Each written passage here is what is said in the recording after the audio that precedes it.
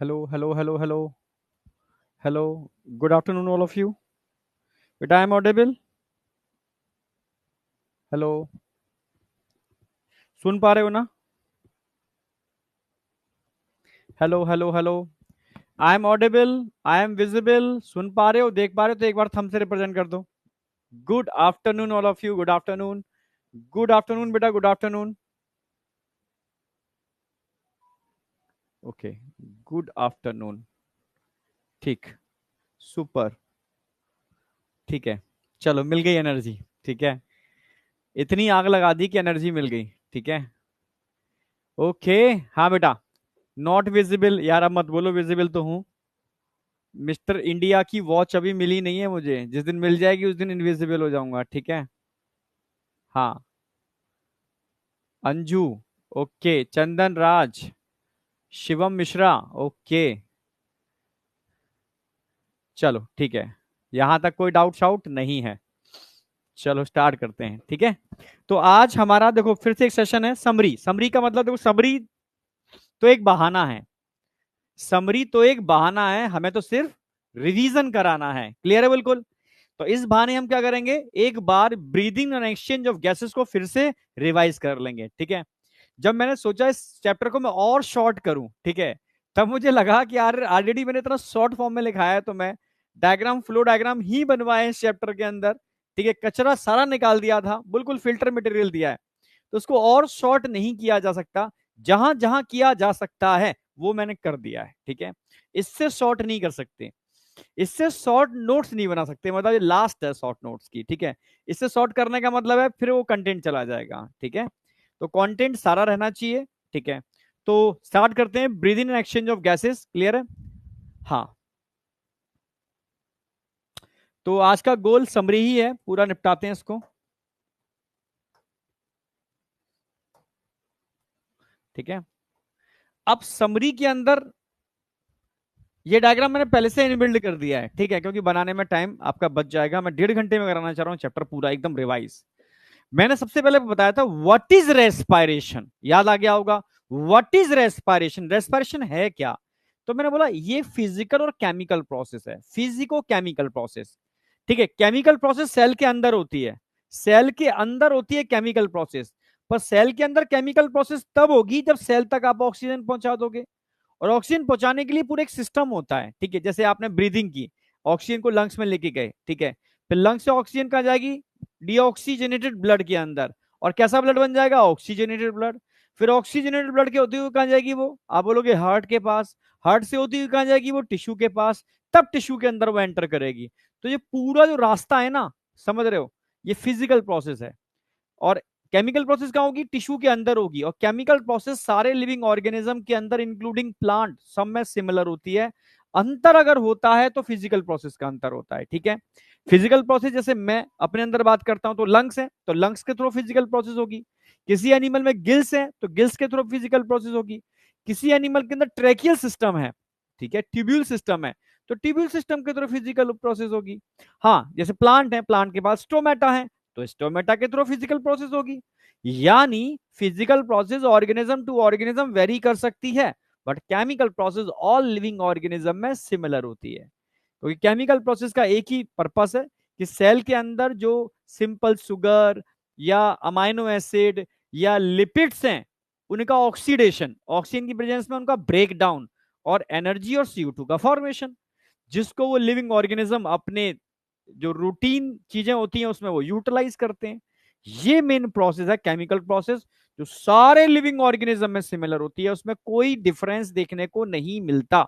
जो भी अंतर है फिजिकल प्रोसेस के अंदर. ठीक है. तो पूरी मैकेनिज्म को हम बोलेंगे physico chemical process. Physico chemical process. Clear बिल्कुल. तो अब सबसे पहले समझो भाई, एटमॉस्फेयर से एयर को आप ले रहे हो, एटमॉस्फेयर में एयर को निकाल रहे हो. एटमॉस्फेयर से एयर को ले रहे हो, एटमॉस्फेयर में एयर को निकाल रहे हो. ये क्या है भाई, लंग्स में एयर जा रही है, लंग्स से एयर बाहर आ रही है. ठीक है. लेने और निकालने को इंस्पायरेशन एक्सपायरेशन बोलते हैं. Inspiration expiration, inspiration expiration. Clear है. और इंस्पायरेशन एक्सपायरेशन एक प्रक्रिया है जिसको हम ब्रीथिंग या वेंटिलेशन बोलते हैं. तो इंस्पायरेशन एक्सपायरेशन की जो प्रक्रिया है इसको वेंटिलेशन या ब्रीथिंग बोलते हो. एयर का अंदर जाना बाहर आना, अंदर जाना बाहर आना, जो फिजिकल प्रोसेस का पार्ट है. एयर जब लंग्स में जाती है तो यहां से ऑक्सीजन डिफ्यूज होकर ब्लड में आती है, CO2 डिफ्यूज होकर वापस लंग्स में जाती है। तो यहां पर क्या हो रहा है, exchange of gases between lungs and deoxygenated blood. इसको हम बोलते हैं external respiration. It is a part of, second part of, ठीक है, physical process. External respiration, diffusion of gases हो रहा है, ठीक है। अब क्या होगा, ट्रांसपोर्ट ऑफ गैसेस होगा। It is a third part of physical process. Transport heart में होगा, हार्ट से कहां जाएगा, ये टिश्यू के पास। अब टिश्यू के अंदर कंटिन्यू क्या चल रहा है, टिश्यू के अंदर कंटिन्यू ऑक्सीजन का यूटिलाइजेशन, ब्रेकडाउन ऑफ ग्लूकोज, यानी इनडायरेक्ट ब्रेकडाउन। डायरेक्ट ब्रेकडाउन का मतलब है आपने ग्लूकोज को डायरेक्ट बर्न कर दिया। इनडायरेक्ट ब्रेकडाउन का मतलब है डिफरेंट मेटाबॉलिक पाथवे के थ्रू, आप समझ रहे हो। यहां पर क्या हो रहा है, इनडायरेक्ट ब्रेकडाउन हो रहा है। एंजाइम्स के थ्रू क्या हो रहा है, इनडायरेक्ट ब्रेकडाउन। अंदर क्या होगा, इनडायरेक्ट ब्रेकडाउन। सेल के अंदर चलेगा इनडायरेक्ट ब्रेकडाउन।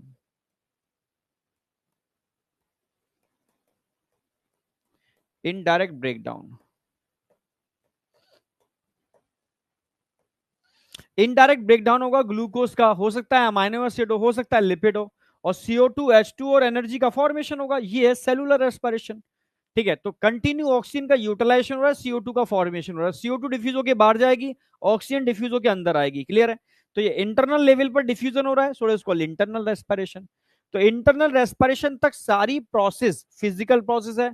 सेल के अंदर जो चल रही है वो केमिकल प्रोसेस है, जो हर लिविंग ऑर्गेनिज्म में सिमिलर होती है। हाँ, फिजिकल प्रोसेस में अंतर देखने को मिलेगा। 1 2 3 4, चारों की चारों प्रोसेस 1 2 3 4 फिजिकल प्रोसेस है, जो ऑर्गेनिज्म टू ऑर्गेनिज्म वेरी करेंगी। But chemical process all living organism में सिमिलर होती है, जिसको हम सेलुलर रेस्पिरेशन बोलते हैं। इसमें कोई डाउट है तो बताओ मुझे। हाँ, सेल के अंदर जो होगी, सेल के अंदर जो होगी वो केमिकल प्रोसेस है। फिर यहां से डीऑक्सीजनेटेड ब्लड हार्ट में जाएगा, हार्ट इसको कहां, वापस लंग्स में पंप कर देगा, और ऑक्सीजन और CO2 जो भी लंग्स के अंदर होगी वो एयर के फॉर्म में बाहर आ जाएगी। यहां तक कोई डाउट है? नो सर, नो सर, ठीक है, ठीक है। बस सिंपल सी बात है, मैंने यहां बताने की कोशिश की है बेटा कि एटमॉस्फेयर से एयर को लेना और निकालना, लेने को इंस्पायरेशन, निकालने को एक्सपायरेशन बोलते हैं, ठीक है। कहते हैं कमरे की गेट खोल, बाहर की हवा अंदर आने दे, अंदर की हवा बाहर जाने दे, वेंटिलेशन होने दे, या ब्रीथिंग बोल सकते हो। It is a part of respiration, ठीक है। तो ये फिजिकल प्रोसेस का पहला पार्ट है, जिसमें एयर को लंग्स में ले रहे हो, एयर को लंग्स से निकाल रहे हो। इसको ब्रीथिंग या वेंटिलेशन टर्म यूज करते हैं।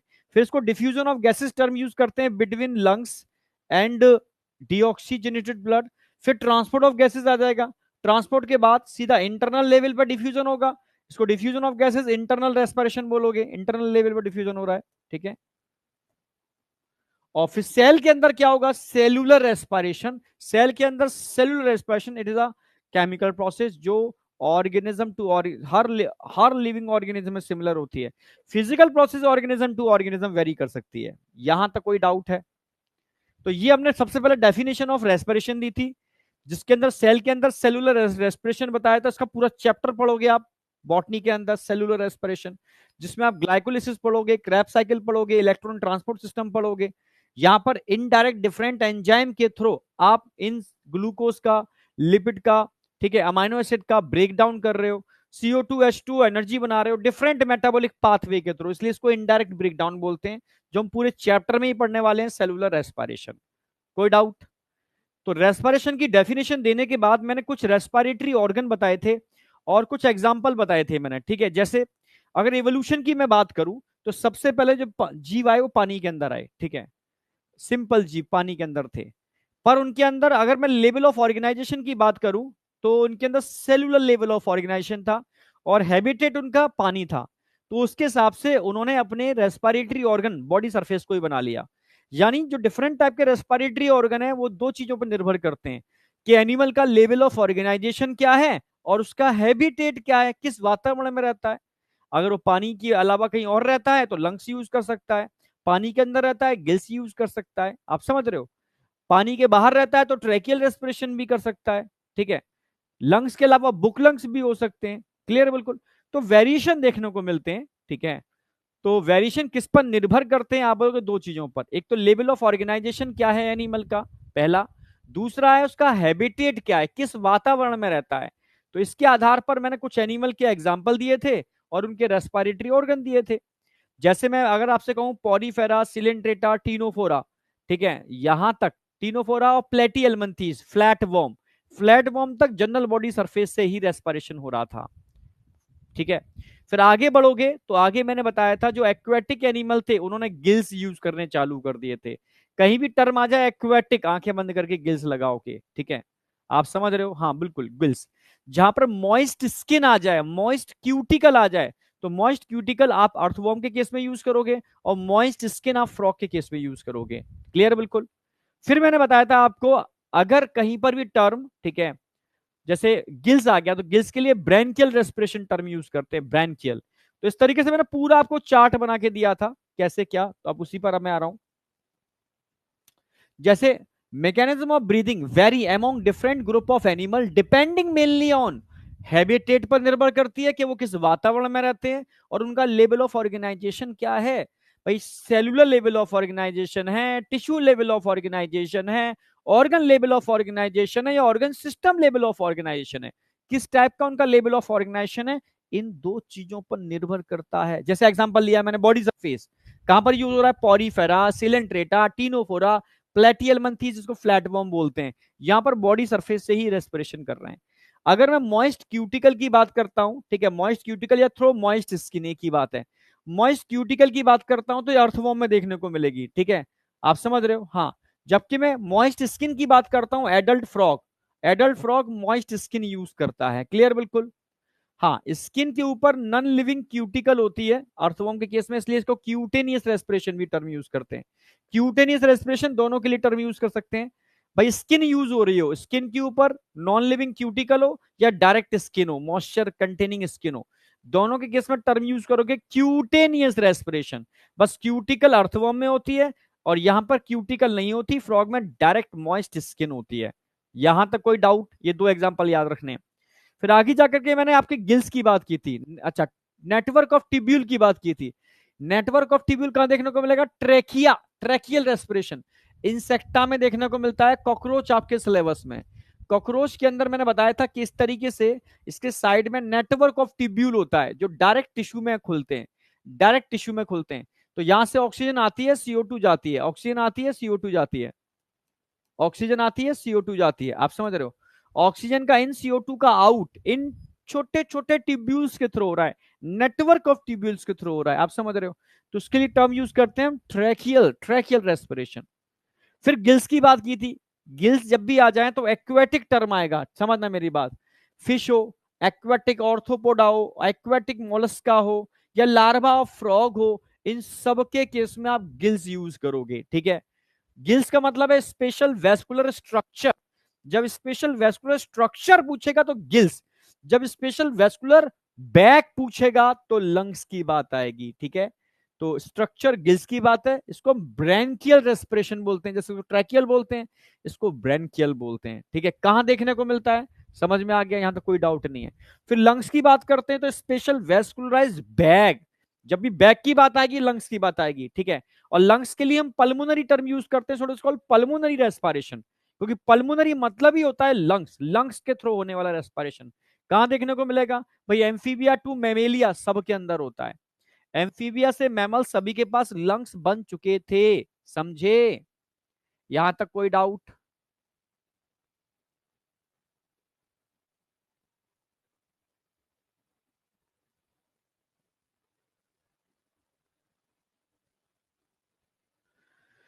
एक बच्चा कुछ लिख रहा है मेरी प्रॉब्लम सॉल्व करने के लिए,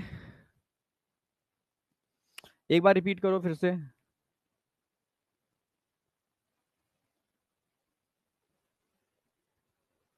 देखो समरी का नोट्स बना सकते हो, ठीक है, बट ये समझो, मैं दो तरीके, या तो मैं चैप्टर को बहुत बड़ा कर दूं फिर एक समरी करा दूं छोटी सी, तो एक तो तरीका ये है, या मैं चैप्टर को ही समराइज करूं। तो मैं जो नॉर्मल थ्योरी करा रहा हूं ना, वो ऑलरेडी बहुत सटीक थ्योरी है, मतलब ऑलरेडी मैंने थ्योरी यूज ही नहीं की है।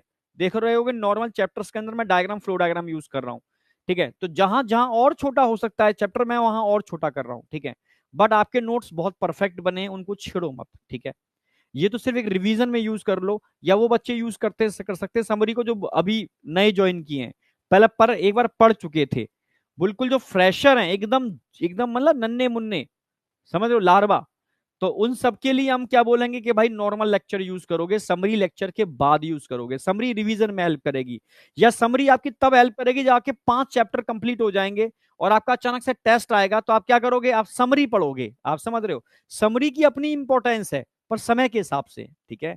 जब टेस्ट आएंगे बहुत सारे, आप समरी आपने देखी, खत्म। समझ गए ना मेरी बात। ये तरीके होते हैं, ठीक है, हर चीज की अपनी अपनी वैल्यू है। तो समझ में आ गया कि कहां पर मॉइस्ट क्यूटिकल यूज हो रही है, कहां पर मॉइस्ट स्किन यूज हो रही है, कहां पर जनरल बॉडी सरफेस से रेस्पिरेशन हो रहा है, कहां पर ट्रैकियल रेस्पिरेशन हो रहा है, कहां पर ध्यान रखना है गिल्स यूज हो रहे हैं, तो कहां पर लंग्स यूज हो रहे हैं, किस टाइप के रेस्पिरेशन को क्या बोलते हैं, ये क्वेश्चन आता है, और एग्जाम्पल क्या है, ये क्वेश्चन बनते हैं। सारे क्वेश्चन मैंने बता दिए। हाँ, कुछ बच्चा लिख रहा है, अरे यार चला गया, मुझे फोटो खींचना पड़ेगा। एक बार और लिख के बेटा रिपीट कर दे, मैं फोटो खींच लूंगा, नहीं तेजी से ऊपर बढ़ जाता है ना, पता नहीं चलता।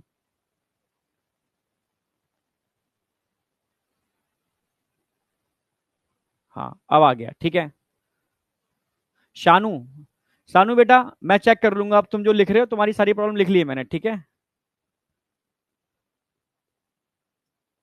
ठीक है, सारी मैंने पॉइंट लिख लिए हैं सारे के सारे, बिल्कुल सारे ही पॉइंट लिख लिए हैं, सारे पिक्स ले लिए हैं मैंने, ठीक है। टेंशन मत करो, ठीक है। सारे पॉइंट्स मैंने खींच लिए हैं, एक बार तुम्हारे सारे पढ़ूंगा क्या क्या कहना चाह रहे हो, उसका तुरंत तुरंत सॉल्यूशन निकालेंगे, टेंशन मत करो, ठीक है। तुम्हारी जो भी प्रॉब्लम होगी ऐप से रिलेटेड, ठीक है, वो हम कर देंगे, ठीक है, टेंशन मत करो। मैंने पॉइंट नोट कर लिए सारे के सारे, ठीक है। नोट का मतलब पिक्स खींच लिया है मैंने। अब आ जाओ ह्यूमन रेस्पिरेटरी सिस्टम स्टार्ट करता हूं। ह्यूमन रेस्पिरेटरी सिस्टम की बात करेंगे तो उसको दो पार्ट में डिवाइड करेंगे, गर्दन से ऊपर वाला पार्ट और गर्दन से नीचे वाला पार्ट। गर्दन से ऊपर वाला पार्ट एनसीईआरटी में थ्योरिटिकल दिया है, मैंने उसको डायग्रामेटिकल कन्वर्ट किया था। गर्दन से नीचे वाला पार्ट एनसीईआरटी में थ्योरिटिकल और डायग्रामेटिकली दोनों दिया है, ठीक है। तो इसको प्रॉपर वे में डायग्रामेटिकली मैं इसको कराऊंगा, ठीक है। एक मिनट रुको।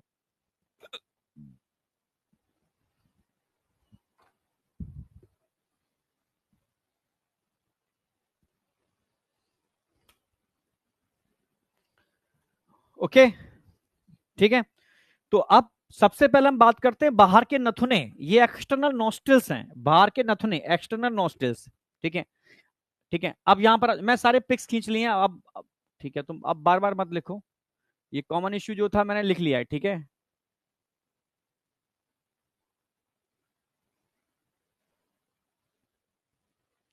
अच्छा, लेक्चर सिस्टमेटिकली अरेंज नहीं है, मैं करता हूँ उसको भी, ठीक है, करवाता हूँ, आज ही करवाता हूँ, ठीक है, आज ही करवाते हैं, ठीक है।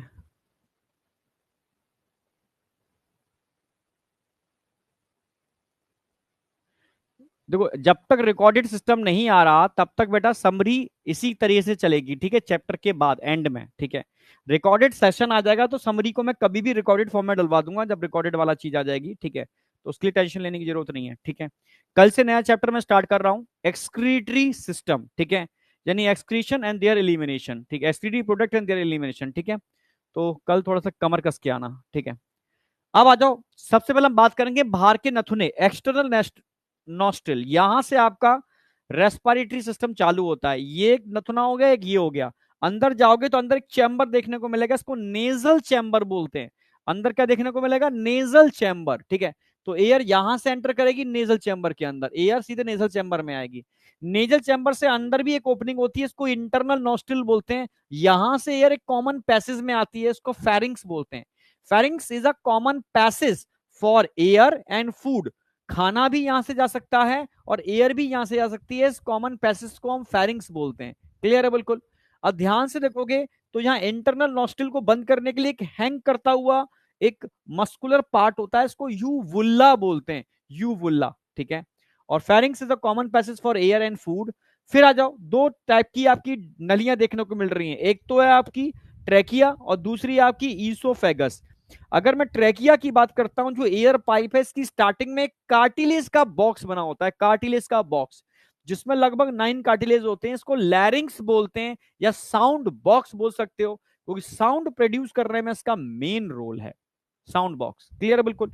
अगर मैं इधर देखूं, आपको बात करता हूं ईसोफेगस, ईसोफेगस को हम फूड पाइप बोलते हैं, खाने की नली, फूड पाइप।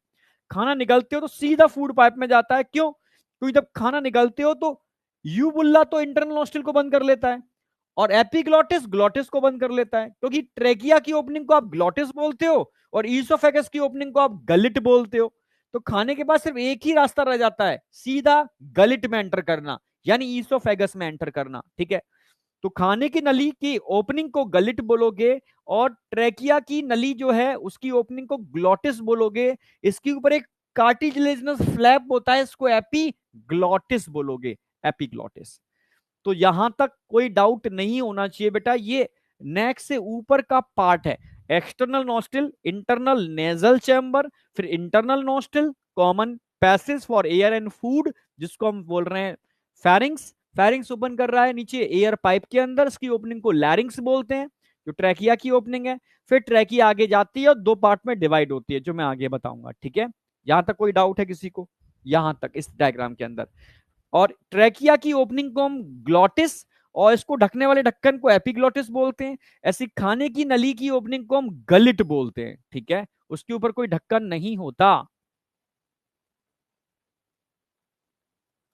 बेटा एसके एलमंथीज में भी जनरल बॉडी सरफेस आप लगा सकते हो, पर एसके एलमंथीज टोटली एनारोबिक रेस्पिरेशन करते हैं, तो इनको ऑक्सीजन की जरूरत नहीं होती, आपकी गट में होते हैं एसके एलमंथीज। ठीक है, फ्री लिविंग बहुत रेयरली होते हैं, जो आपके सिलेबस में नहीं है। पर प्लेटी एलमंथीज में एक फ्री लिविंग दे रखा है आपके सिलेबस में, प्लेनेरिया। ठीक है, फ्री लिविंग है, जनरल बॉडी सरफेस से कर लेता है वो, नहीं तो जितने भी एंडो पैरासाइट होते हैं वो बॉडी सरफेस को यूज नहीं करते। इसलिए प्लेटियलमंथीज, एस्केलमंथीज बोथ आर एंडो पैरासाइट। ठीक है, एक बच्चे ने क्वेश्चन पूछा था, मैंने बता दिया।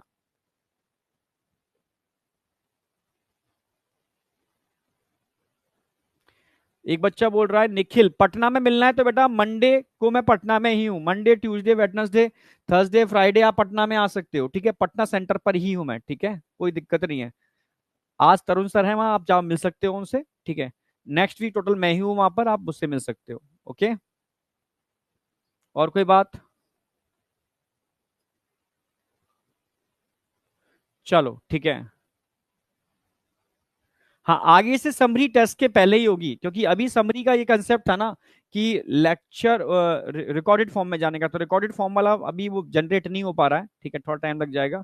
तब तक फिर समरी को फिर मैं लेक्चर के बाद, अब लेक्चर के बाद कंटिन्यू चलेगी लाइव में फिलहाल। ठीक है, एक्सक्रीटरी का तुरंत उसकी एक्सक्रीटरी की समरी हो जाएगी। ठीक है, चलो एक्सक्रीटरी की समरी काम आएगी आपके, क्योंकि वहां थोड़ा मैं समराइज करूंगा चीजों को। ठीक है, यहां तक कोई डाउट नहीं है। अब मैं लंग्स की बात करता हूं। अगर मैं लंग्स की बात करता हूं, तो ये तो हो गया आपका एपिग्लोटिस एनसीईआरटी का डायग्राम, ये हो गया लैरिंग्स एनसीईआरटी का डायग्राम, यहां से ट्रैकिया चल रही है। ठीक है, और ट्रैकिया को कवर करने के लिए सी शेप, कंप्लीट नहीं सी शेप, आगे से तो कंप्लीट है, वेंट्रल साइड से, डोर्सल साइड से इनकम्प्लीट है। सी शेप हालिन कार्टिलेज होते हैं, जो ट्रैकिया में भी होते हैं और आगे भी होते हैं। ट्रैकिया के अंदर शी शेप हाइलीन कार्टिलेज होते हैं, ध्यान रखना। ठीक है, हाइलीन कार्टिलेज होते हैं, हाइलीन टाइप्स ऑफ कार्टिलेज है। डॉर्सली इनकम्प्लीट होते हैं, वेंट्रल साइड से कंप्लीट होते हैं, पर डॉर्सल साइड से इनकम्प्लीट होते हैं, क्योंकि डॉर्सल साइड पर ईसोफेगस लगी होती है। ठीक है, तो ट्रैकिया एक स्ट्रेट ट्यूब है बेटा। ठीक है, जो ध्यान रखना लैरिंग से स्टार्ट होती है, सीधी नीचे आती है। जब नीचे आती है ट्रैकिया, तो आगे जाके दो पार्ट में डिवाइड होती है, जिसको हम ब्रोनकस या ब्रोनकाय बोलते हैं। ठीक है, ये दो पार्ट में डिवाइड हो रही है, जो लंग्स के अंदर जा रहे हैं, इनको ब्रोनकस या ब्रोनकाय बोलते हैं। कहां से डिवाइड होती है? जहां से डिवाइड होती है उसके पीछे वर्टिकल कॉलम होते हैं, रीढ़ की हड्डी। तो रीढ़ की हड्डी का जो 5वें नंबर का वर्टिकल कॉलम होता है, स्पेशली थोरेसिक वर्टिब्रा का, T5, तो मैंने T5 लिखा है, T5। T5 का मतलब trachea divided into left and right bronchi या bronchus at fifth thoracic vertebra, at fifth thoracic vertebra. 5वें नंबर की थोरेसिक वर्टिब्रा के सामने से दो पार्ट में डिवाइड हो रही है भाई, पहली दूसरी तीसरी चौथी पांचवी, छठवीं सातवीं आठवीं नवीं 10वीं 11वीं 12वीं 12 तक होती हैं। पांचवी के सामने, फिफ्थ थोरेसिक वर्टिब्रा के सामने, ये लेफ्ट और राइट दो पार्ट में डिवाइड होती है। इसलिए T5 रीजन एनसीईआरटी लिखती है कि T5 रीजन से ट्रैकिया दो पार्ट में डिवाइड हो रही है, यानी ट्रैकिया की ओरिजिन, ठीक है, साउंड बॉक्स से हो रही है, और टर्मिनेशन T5 रीजन के सामने ब्रोनकस या ब्रोनकाई में हो रहा है। यहां तक कोई डाउट नहीं होगा। अब ये ब्रोनकस या ब्रोनकाई कहां चले गए? लंग्स के अंदर चले गए। इधर मैंने राइट लंग्स दिखा रखा है, इधर मैंने लेफ्ट लंग्स दिखा रखा है। राइट लंग्स थोड़ा बड़ा होता है, इसमें 3 लोब होते हैं, 1 2 3। लेफ्ट लंग थोड़ा छोटा होता है, उसमें 2 ही लोब होते हैं।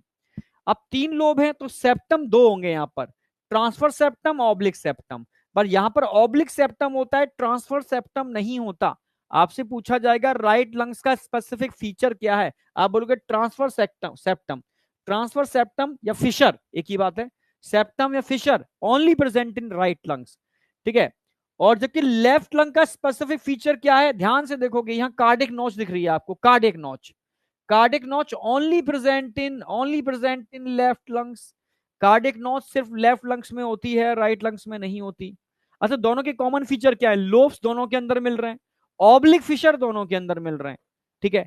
लोब्स और ऑब्लिक फिशर दोनों लंग्स के अंदर है, ठीक है, ध्यान रखना है आपको। हाँ, transfer fissure only right lungs में होता है, cardiac notch only left lungs में होती है, ये स्पेसिफिक फीचर है।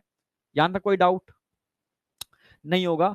एनसीईआरटी का डायग्राम देखोगे तो नीचे की साइड मस्कुलर स्ट्रक्चर दे रखा है, इसको हम रेड कलर का स्ट्रक्चर को हम डायफ्राम बोलते हैं, ठीक है। लंग्स 2 लेयर से कवर्ड हैं, 2 लेयर से कवर्ड हैं, लंग्स हमारे 2 लेयर से कवर्ड हैं।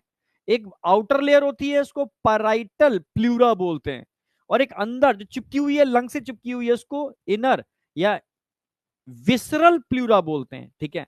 भाई बाहर वाली आउटर वाली पैराइटल, अंदर वाली विसरल प्लूरा है। इन दोनों के बीच में एक लिक्विड भरा हुआ है, इसको प्लूरल फ्लूइड बोलते हैं, प्लूरल फ्लूइड, प्लूरल फ्लूइड। दोनों के बीच में एक लिक्विड भरा होता है, इसको प्लूरल फ्लूइड बोलते हैं, ध्यान रखना। सर प्लूरल फ्लूइड का काम क्या है, ये दोनों मेम्ब्रेन को सटा के रखता है, यानी रोकता है, प्रिवेंट करता है सेपरेशन से, पहला काम। पर ये मेन काम नहीं है, मेन काम क्या है, लंग्स में कॉन्ट्रैक्शन हो रहा है इस तरीके से, और नीचे हार्ट में भी कॉन्ट्रैक्शन हो रहा है, दोनों ऑर्गन मूव कर रहे हैं, और मूवमेंट की वजह से आपको पता है घर्षण पैदा हो सकता है, फ्रिक्शन पैदा हो सकता है, और फ्रिक्शन की वजह से ऑर्गन डैमेज हो सकते हैं। तो फ्रिक्शन को रिड्यूस करने के लिए नेचर ने इन दोनों लेयर के बीच में एक फ्लूइड बनाया। ऐसे ही हार्ट की भी 2 लेयर होती है, आउटर और इनर, इनके बीच में भी पेरिकार्डियल फ्लूइड होता है। दोनों आपस में सटे होते हैं और दोनों ही कॉन्ट्रैक्ट करते हैं, तो डैमेज ना हो जाए, तो इसलिए यहाँ पर पेरिकार्डियल फ्लूइड, यहाँ पर प्लूरल फ्लूइड दोनों मेम्ब्रेन के बीच में होगा, जो फ्रिक्शन को रिड्यूस करता है, घर्षण को रिड्यूस करता है, जिसकी वजह से ये डैमेज ना हो जाए। अब बताओ कोई डाउट, यस या नो, यहां तक कोई डाउट। BMS, no doubt. हाँ, सेपरेशन को रोकता है, ठीक है, नो बीएमएस, ठीक है। चलो, ये वाली बात क्लियर हो गई, ठीक है, यहां तक कोई डाउट नहीं होना चाहिए। अब मैंने पूरा रेस्पिरेटरी ट्री बताया था, याद हो आपको, कंप्लीट रेस्पिरेटरी ट्री। ट्री में मैंने बताया था ट्रैकिया आगे जाके 2 पार्ट में डिवाइड होगी, इसको प्राइमरी ब्रोंकस बोलोगे, फिर वो 2 पार्ट में डिवाइड होंगे, उसको सेकेंडरी ब्रोंकस बोलोगे, फिर वो 2 पार्ट में डिवाइड होंगे, उसको टर्शरी ब्रोंकस या ब्रोंकाई बोलोगे। यानी यहां पर 3 बार डिवीजन हो रहा है ब्रोंकाई का, प्राइमरी सेकेंडरी टर्शरी, ठीक है। तो ट्रैकिया खुलती है ब्रोंकाई के अंदर या ब्रोंकस के अंदर, जिसके 3 डिवीजन होते हैं, प्राइमरी, सेकेंडरी एंड टर्शरी। फिर ब्रोंकाई की बात होते हैं ब्रोंक्यूल, ब्रोंक्यूल भी 3 होते हैं, इनिशियल, टर्मिनल, रेस्पिरेटरी। तो 3 तो ब्रोंकाई होते हैं और 3 ही ब्रोंक्यूल होते हैं। फिर से बोल रहा हूं, 3 ब्रोंकाई होंगे। कौन कौन से ब्रोंकाई होंगे भाई, पहला फर्स्ट इनिशियल, फिर कौन सा दूसरा, फिर तीसरा, ठीक है। ब्रोंकाई 3 होंगे, प्राइमरी सेकेंडरी टर्शरी, ब्रोंक्यूल 3 होंगे, इनिशियल, टर्मिनल, रेस्पिरेटरी, ठीक है। और लास्ट में डक्ट होते हैं, इनको एल्वुलर डक्ट बोलते हैं, पर एनसीईआरटी में नहीं दे रखे, सीधा एक स्ट्रक्चर दे रखा है एल्वुलर सैक, जो छोटे छोटे स्ट्रक्चर के मिलने से बनता है, इनको बोलते हैं एल्वियोलाई। आई बेटा, तो ट्रैकिया खुलती है किसके अंदर, प्राइमरी ब्रोंकाई के अंदर, प्राइमरी ब्रोंकाई खुलती है सेकेंडरी, सेकेंडरी खुलती है टर्शरी, टर्शरी खुलती है bronchiole, initial bronchiole, terminal bronchiole, फिर चालू होंगे रेस्पिरेटरी ब्रोंक्यूल, एल्वुलर सैक, और जो खुलते हैं एल्वियोलाई। ये पूरा ट्री लाइक स्ट्रक्चर बनता है, इसको रेस्पिरेटरी ट्री बोलते हैं, जिसमें ट्रैकिया से लेकर के टर्मिनल ब्रोंक्यूल तक का पूरा कंडक्टिंग जोन है, और जहां से रेस्पिरेटरी चालू हो गया वहां से एल्वुलाई तक रेस्पिरेटरी जोन है। तो इस पूरे रेस्पिरेटरी ट्री को आप 2 जोन में विभाजित कर सकते हो, डिवाइड कर सकते हो, कंडक्टिंग जोन और रेस्पिरेटरी जोन। कंडक्टिंग जोन वो जोन है जहां पर एयर का कंडक्शन हो रहा है, रेस्पिरेटरी जोन वो जोन है जो एयर को डिफ्यूज कर रही है ब्लड के अंदर, यहां से एयर का डिफ्यूजन होता है। अच्छा, कंडक्टिंग जोन को कंडक्टिंग जोन क्यों बोलते हैं, क्योंकि यहाँ इस टाइप के एपिथेलियल टिश्यू होते हैं जहां से डिफ्यूजन पॉसिबल नहीं है। तो अगर मैं कंडक्टिंग जोन के एपिथेलियल टिश्यू की बात करता हूं तो यहां ध्यान रखना है आपको, यहां पर simple ciliated columnar epithelial tissue होते हैं। सिंपल का मतलब एक लेयर है, ठीक है, सिलिएटेड का मतलब है सीलिया लगे हुए हैं, कॉलम शेप सेल है, so it is called columnar, जिसके अंदर म्यूकस को रिलीज करने वाले गोबलेट सेल लगे होते हैं, गोबलेट सेल लगे होते हैं जो म्यूकस को रिलीज करते हैं। ये खास बात है। यानी कंडक्टिंग जोन की अगर मैं बात करूं तो सिलिएटेड एपिथेलियल टिश्यू होंगे, मोटे एपिथेलियल टिश्यू में डिफ्यूजन पॉसिबल नहीं है। और यहां पर गोबलेट सेल है, मतलब यहां पर म्यूकस भी निकल रहा है, और सीलियस म्यूकस को एक डायरेक्शन में फ्लो करते हैं, यूनी डायरेक्शनल फ्लो करते हैं अंदर से बाहर की तरफ। ये खास बात है कंडक्टिंग जोन। जबकि रेस्पिरेटरी जोन की बात करूं, सिंपल स्क्वैमस एपिथेलियल टिश्यू होते हैं, बहुत पतले होते हैं, थिन होते हैं, आसानी से गैसेस का डिफ्यूजन हो सकता है। समझे या नहीं समझे? यहां तक कोई डाउट? यहां तक कोई डाउट? टेस्ट लेवल्स मैंने बताया था बेटा, ओनली ब्लड आ रहा है, टेस्ट में ओनली ब्लड आ रहा है, कंप्लीट ब्लड, कंप्लीट ब्लड, ठीक है, कंप्लीट ब्लड आ रहा है, वेसल्स और हार्ट नहीं आ रहा, ठीक है। अब इसके बाद जितने भी टेस्ट होंगे, ठीक है, वो थोड़ा सिलेबस उनका बड़ा होगा, तो यहां तक तो आप एंजॉय करके दे सकते हो टेस्ट, ठीक है, क्योंकि पार्ट छोटा सा है और उस छोटे से पार्ट में लगभग 50 क्वेश्चन होंगे। तो मतलब एनसीईआरटी बेस्ड ही हमने बनाया है, ठीक है, तो थोड़ा सा, ठीक है, आपका एक एक लाइन यूज हो जाएगी एनसीईआरटी की, ध्यान रखो, नोट्स की एक एक लाइन यूज हो जाएगी, ठीक है। तो एपिथेलियल टिश्यू समझ में आ गए, फिर से बोल रहा हूं, ट्रैकिया से लेकर के टर्मिनल ब्रोंक्यूल तक, ठीक है, आपके कंडक्टिंग जोन देखने को मिलती है, ठीक है। और रेस्पिरेटरी ब्रोंक्यूल से एल्वलाई तक रेस्पिरेटरी जोन मिलती है। रेस्पिरेटरी जोन में डिफ्यूजन ऑफ गैसेस होता है, कंडक्टिंग जोन के अंदर कंडक्शन ऑफ एयर होता है, क्योंकि थिक एपिथेलियल टिश्यू में सिलिएटेड है और म्यूकस को भी रिलीज करते हैं, ठीक है। अब सी शेप हाइलिन कार्टिलेज की बात करूं तो कहां तक मिलते हैं? She shape hyaline cartilage only initial bronchiole तक मिलते हैं। शी शेप हाइलिन कार्टिलेज अगर मैं डायग्रामेटिकली दिखाऊं तो ओनली इनिशियल ब्रोंक्यूल तक। ट्रैकिया के अंदर मिलेंगे she shape hyaline cartilage, primary bronchi के अंदर मिलेंगे, सेकेंडरी ब्रोंकाई के अंदर मिलेंगे, टर्शरी ब्रोंकाई के अंदर मिलेंगे, इनिशियल ब्रोंक्यूल के अंदर मिलेंगे, पर टर्मिनल ब्रोंक्यूल के अंदर नहीं होते। She shape hyaline cartilage absent in terminal bronchiole, absent in terminal bronchiole. Terminal bronchiole के अंदर शीशे हाइलिन कार्टिलेज नहीं होते, ओनली इनिशियल ब्रोंक्यूल तक होते हैं, ठीक है। ट्रैकिया में primary secondary tertiary bronchi, initial bronchiole, terminal bronchiole में नहीं होते ये, ठीक है। यहां तक ध्यान रखना, टर्मिनल में एब्सेंट होते हैं। अब मैंने फंक्शन बताया था, कंडक्टिंग जोन का फंक्शन क्या है? पहला फंक्शन तो होगा कंडक्शन ऑफ एयर, ये एयर को कंडक्ट करेगी, एयर को कंडक्ट करेगी। दूसरा क्या करेगी भाई, इसमें सिलिएटेड एपिथेलियल टिश्यू है, तो एयर में जो भी डस्ट पार्टिकल होंगे उसको ट्रैप कर लेंगे, और म्यूकस कोटेड है, तो एक तरीके से कंडक्टिंग एयर को फॉरेन पार्टिकल से क्लीन करने का भी काम करती है। अच्छा, इसमें म्यूकस को भी रिलीज कर रहे हैं, तो म्यूकस एयर को मॉइस्चराइज कर देता है, म्यूकस की वजह से एयर में नमी आ जाती है, आर्द्रता, तो हेयर को ह्यूमिडिफाई भी करते हैं, ठीक है। और साथ में एक काम और करते हैं, कंडक्टिंग जोन बाहर के टेम्परेचर वाली एयर, चाहे वो हाई टेम्परेचर हो या लो टेम्परेचर हो, वो अंदर आते आते उसका टेम्परेचर बॉडी टेम्परेचर के बराबर हो जाता है, यानी टेम्परेचर को भी मेंटेन करने का काम करती है कंडक्टिंग जोन। तो कंडक्टिंग जोन के चार फंक्शन हो सकते हैं। पहला मैंने बताया फंक्शन, कंडक्शन ऑफ एयर, ये एयर को फॉरेन पार्टिकल से क्लीन भी करती है, उसको ह्यूमिडिफाई भी करती है, और एयर के टेम्परेचर को बॉडी टेम्परेचर के इक्वल मेंटेन करके रखती है। ये फंक्शन है कंडक्टिंग जोन के, चारों मैंने लिख दिए।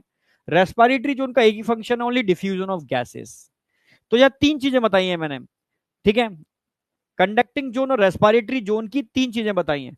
पहला मैंने बताया कि कंडक्टिंग जोन रेस्पिरेटरी जोन में कौन कौन से एपिथेलियल टिश्यू होते हैं। दूसरा मैंने बताया सी शेप हाइलिन कार्टिलेज सिर्फ इनिशियल ब्रोंक्यूल तक होते हैं, टर्मिनल ब्रोंक्यूल में ये नहीं होते।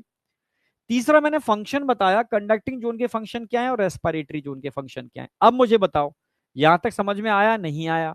रिवीजन प्रॉपर हुआ है नहीं हुआ? तो एक बार दिल से आग लगाओ, रिवीजन प्रॉपर हो रहा है तो। स्यूडोस्ट्रेटिफाइड, स्यूडोस्ट्रेटिफाइड कॉल्यूमनार का ही रूपांतरण है, तो अलग से ना लिखो, कोई फर्क नहीं पड़ता, कॉल्यूमनार के ही मॉडिफिकेशन से स्यूडोस्ट्रेटिफाइड बनते हैं। बहुत बढ़िया, सुपर, ये आग एनर्जी देती है, चलो मिल गई एनर्जी। अब आगे बढ़ेंगे, ठीक है। अब लास्ट में आता है स्ट्रक्चर ऑफ एल्वियोलाई। भाई एल्वियोलाई का स्ट्रक्चर क्या है, कैसी होती है एल्वियोलाई। अगर मैं एल्वियोलाई की बात करूं तो एल्वियोलाई के अंदर 3 लेयर होते हैं। कितने लेयर होते हैं एल्वियोलाई में? 3 लेयर। भाई एक तो एल्वियोलाई की अपनी खुद की लेयर है, ग्रीन कलर की दिखा रखी है, simple squamous epithelial tissue of alveoli. एक इसके चारों तरफ डेंस नेटवर्क ऑफ कैपिलरी होता है, उस कैपिलरी की एंडोथीलियम दूसरी लेयर। और दोनों लेयर के बीच में नॉन सेल्यूलर, सेल से मिलके नहीं बनते, नॉन सेल्यूलर बेसमेंट मेम्ब्रेन होती है, येलो कलर से दिखा रखी है।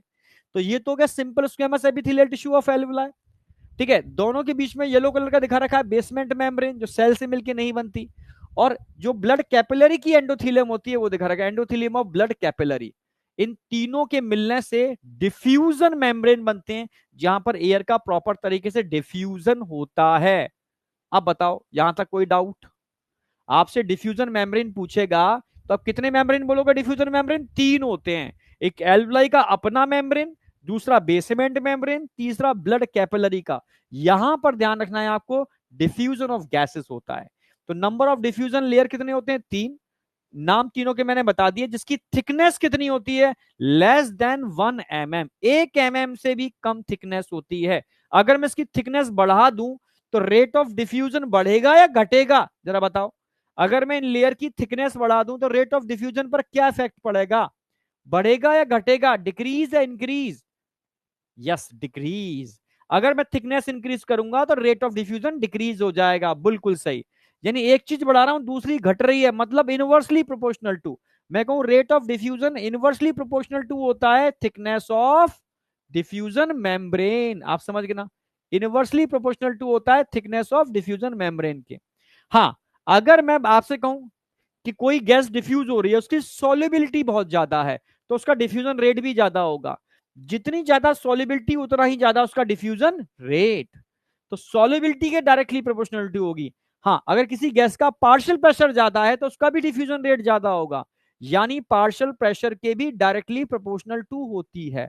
यानी डिफ्यूजन ऑफ गैसेस की अगर बात की जाए, आप समझना, रेट ऑफ डिफ्यूजन की बात की जाए सॉल्युबिलिटी की डायरेक्टली प्रोपोर्शनल टू होती है, पार्शियल प्रेशर की डायरेक्टली प्रोपोर्शनल टू होती है, पर थिकनेस के इनवर्सली प्रोपोर्शनल टू होती है। थिकनेस के इनवर्सली प्रोपोर्शनल टू होती है। अब बताओ यहां तक किसी को कोई doubt shout?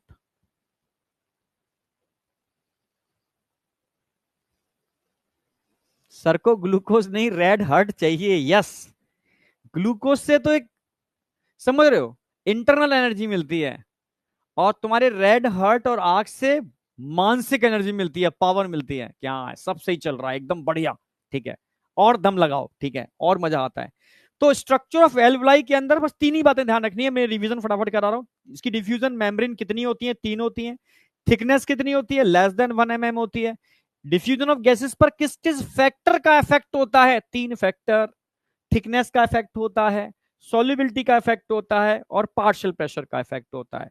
Thickness inversely proportional to होती है, सॉल्युबिलिटी और partial pressure directly proportional to होते हैं। डिफ्यूजन, आप समझ रहे हो ना, रेट ऑफ डिफ्यूजन के। अब बताओ यहां तक कोई डाउट? अरे जबरदस्त यार, इतनी सारी एनर्जी, ठीक है। मनीष सागर, ओके। पूजा तिवारी, चलो ठीक है। अपूर्वा जानेब, ठीक है। चलो ठीक है, यहां तक क्लियर है। यानी ये वाला पार्ट क्लियर है। अब लास्ट में एक टर्म दे रखा है एनसीईआरटी ने। एनसीईआरटी बोलती है कि हमारे लंग्स एक एयर टाइट चैम्बर में होते हैं। हमारे लंग्स एक एयर टाइट चैम्बर में होते हैं, उसको थोरेसिक चैम्बर बोलते हैं, ठीक है। और इस थोरेसिक चैम्बर को बनाने के लिए आगे की साइड तो होता है स्टर्नम, पीछे की साइड होता है वर्टिबल कॉलम, समझना, और लेटरल साइड में होते हैं रिब्स। लेटरल साइड में रिब्स होते हैं, आगे स्टर्नम होता है, पीछे की साइड में वर्टिबल कॉलम होता है, और नीचे की साइड में लोअर साइड में डोम शेप डायफ्राम होता है। इन चारों स्ट्रक्चर के मिलने से एक एयर टाइट चैम्बर बनता है, इसको थोरेसिक चैम्बर बोलते हैं। और हमारे लंग्स एक्चुअल में थोरेसिक चैम्बर में होते हैं, ठीक है। जब इस थोरेसिक चैम्बर का वॉल्यूम चेंज होता है तभी एयर अंदर, और वॉल्यूम कम होगा तो एयर बाहर। यानी इसका वॉल्यूम प्रेशर को चेंज करता है, और प्रेशर के चेंज होने से एयर का इन एंड आउट होता है। तो इसकी इंपॉर्टेंस बहुत जरूरी है, ठीक है, ये ध्यान रखना। तो इसको बोलते हैं थोरेसिक चैम्बर। तो थोरेसिक चैम्बर को डोर्सल साइड पर कौन बनाता है? Vertebral column. वेंट्रल साइड पर कौन बनाता है? स्टर्नम। लेटरल साइड पर कौन बनाता है? रिब्स। और लोअर साइड पर कौन बनाता है? डायफ्राम। समझ में आ गया? और डायग्रामेटिकली मैंने बताया भी था, वेंट्रल साइड पर स्टर्नम, डोर्सल साइड पर वर्टिबल कॉलम और लेटरल साइड पर रिब्स, रिब्स का स्ट्रक्चर है, ठीक है। और लोअर साइड पर कौन होता है? डायफ्राम। लोअर साइड पर कौन होता है? डायफ्राम। इसके मिलने से ये पूरा एयर टाइट चैम्बर बनता है, इसको हम थोरेसिक चैम्बर बोलते हैं। अब बताओ पूरा समराइज हो रहा है नहीं हो रहा? रिवाइज हो रहा है नहीं हो रहा? हाँ बिल्कुल सही, बिल्कुल बढ़िया। ओके, मैं घुटाऊंगा लास्ट तक एकदम, एक एक चीज कंसेप्चुअल ब्रेन में सेट करा दूंगा।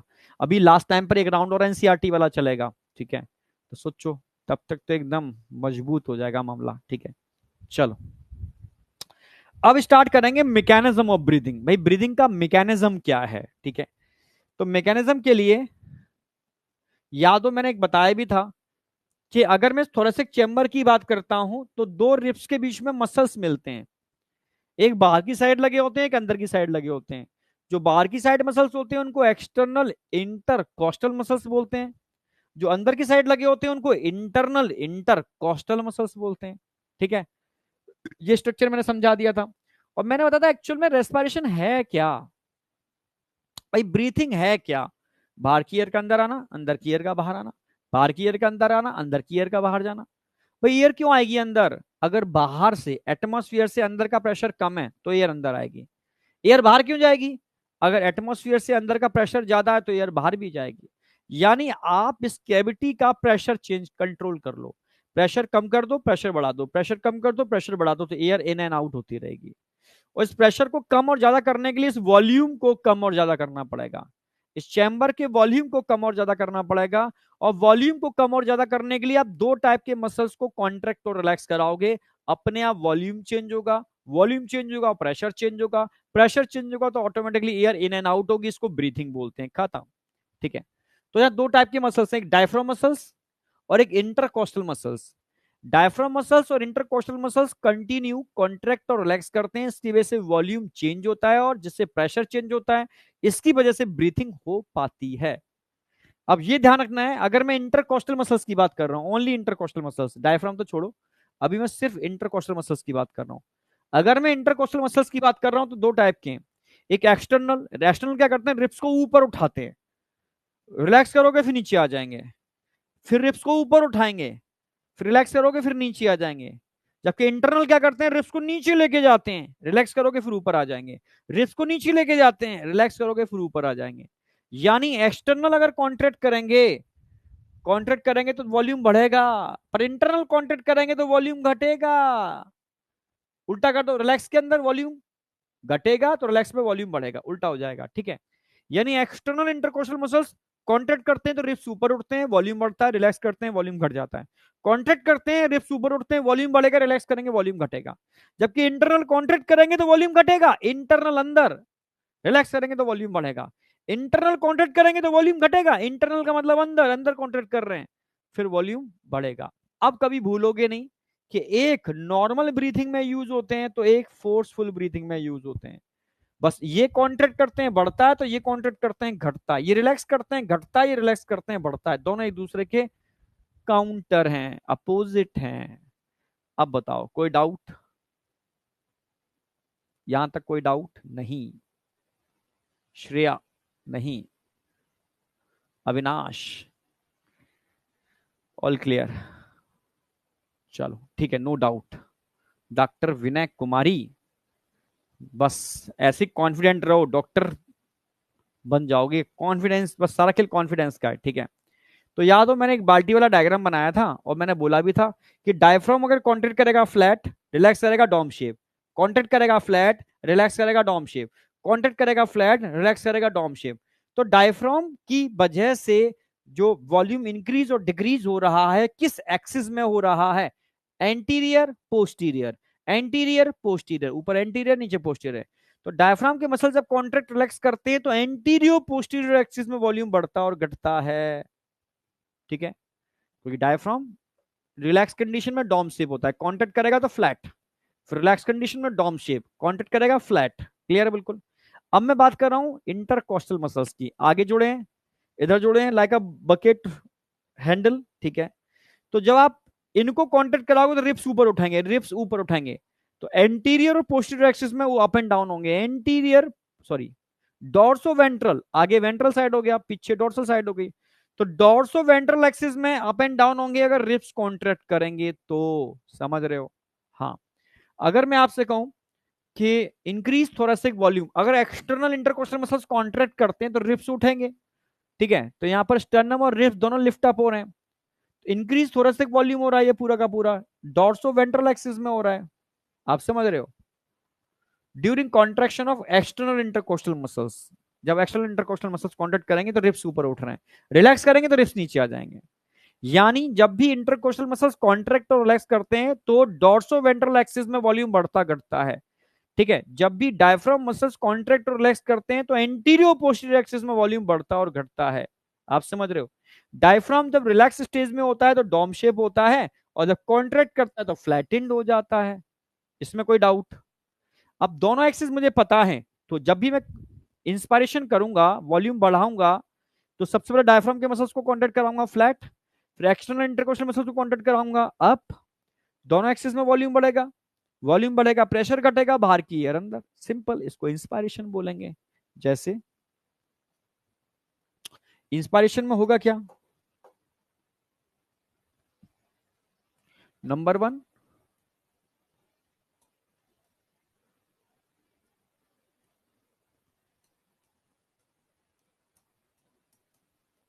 कॉन्ट्रैक्शन इन डायफ्राम मसल्स,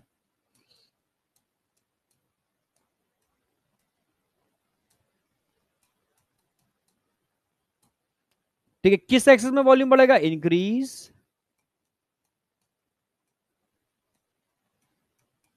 थोरेसिक वॉल्यूम इन, आप बोलोगे एंटीरियो पोस्टीरियर एक्सिस।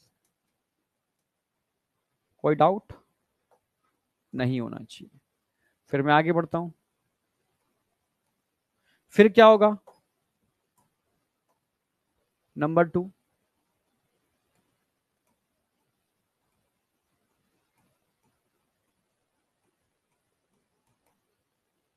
कॉन्ट्रैक्शन इन एक्सटर्नल इंटरकोस्टल मसल्स। जब एक्सटर्नल इंटरकोस्टल मसल्स कॉन्ट्रैक्ट करेंगे तो वॉल्यूम किस एक्सिस में बढ़ेगा? Increase thoracic volume in dorsoventral axis। यानी पहले ये कॉन्ट्रैक्ट करेंगे, फिर ये कॉन्ट्रैक्ट करेंगे, एंटीरियो पोस्टीरियर एक्सिस और डॉर्सोवेंट्रल एक्सिस दोनों में ही वॉल्यूम बढ़ेगा। ठीक है, इससे क्या होगा?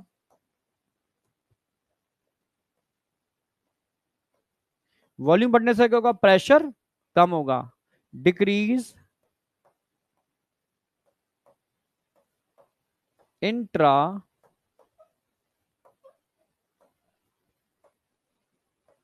पल्मोनरी प्रेशर,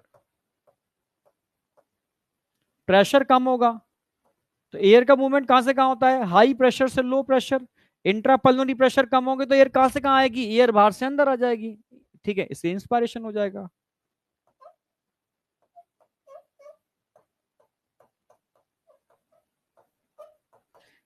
अच्छा, एक्सपायरेशन में क्या करोगे? ये कॉन्ट्रैक्शन एक्टिव प्रोसेस है, अगर ये एक्टिव है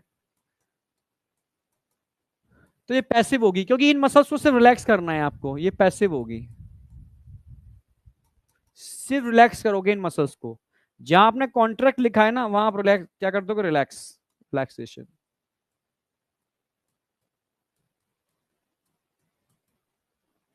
रिलैक्सेशन इन डायफ्राम मसल्स। फिर क्या करोगे?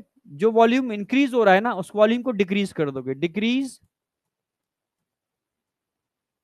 Thoracic volume in antero post, सब वैसा का वैसा ही होगा। फिर आगे, आगे क्या होगा? देखो अगला क्या होगा? कॉन्ट्रैक्ट किया गया और रिलैक्स,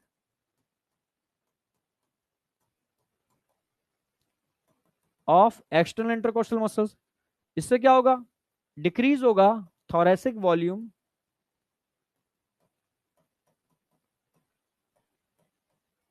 इन डॉर्सोवेंट्रल एक्सिस। सेम वही जो वहां पर है, उल्टा कर दिया, रिवर्स कर दिया है मैंने। इससे क्या होगा? इंट्रापल्मोनरी प्रेशर बढ़ेगा घटेगा? इस बार उल्टा, ये घट रहा है तो बढ़ जाएगा, इंक्रीज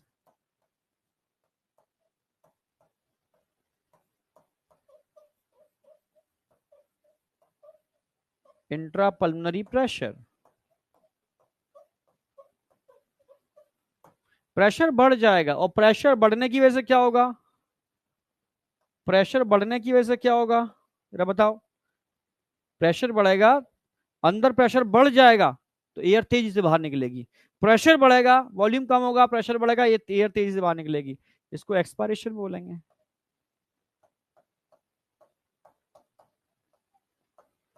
कुछ नहीं किया मैंने, जो इधर हो रहा था उसका रिवर्स कर दिया।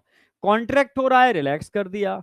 वॉल्यूम बढ़ रहा है, वॉल्यूम घट जाएगा। कॉन्ट्रैक्ट हो रहा है, रिलैक्स कर दिया। वॉल्यूम बढ़ रहा है, वॉल्यूम घट जाएगा। जब वॉल्यूम कम होगा प्रेशर बढ़ेगा, और प्रेशर बढ़ेगा एयर बाहर निकल जाएगी। सिंपल सी बात। ये हो गया एक्सपायरेशन।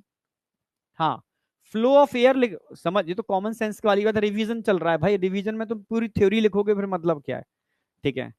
तो फ्लो ऑफ एयर कहां से कहां होगा? जब इंस्पायरेशन की बात चल रही है बाहर से अंदर होगा, एक्सपायरेशन की बात चल रही है अंदर से बाहर होगा। अब बताओ, कोई डाउट? यस या नो? तुम रिवीजन कर रहे हो, फिर से पढ़ नहीं रहे हो, ठीक है? दिमाग में रखा करो। तुम्हारे दिमाग में कैसा, जितने बार कराओ तो पूरा कराओ, पढ़ाओ पूरा प्रॉपर। मैं फिर भी प्रॉपर पूरा ही करा देता हूँ, ठीक है? चलो, नो डाउट सर। अच्छा, फोर्स, फोर्स एक्सपायरेशन क्या होगा? अंतर इतना ही, दो मसल्स चेंज कर दो। अब यहां पे कर दो आप एक्सटर्नल की जगह internal, inter coastal muscles plus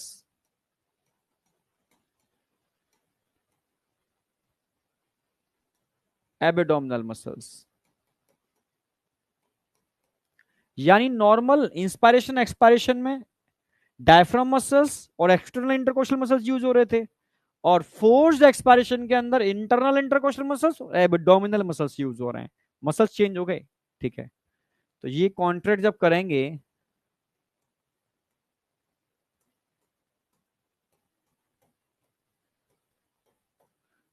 तो डिक्रीज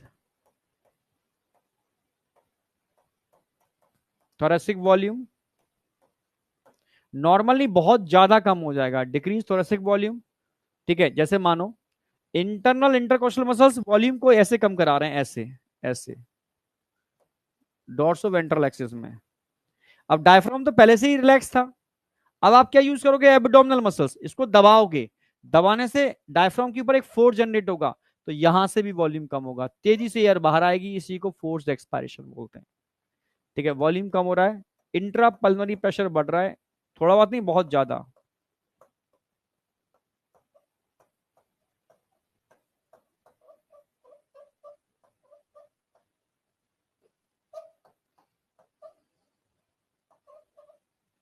इसकी वजह से क्या होगा? फोर्स्ड एक्सपायरेशन हो जाएगा।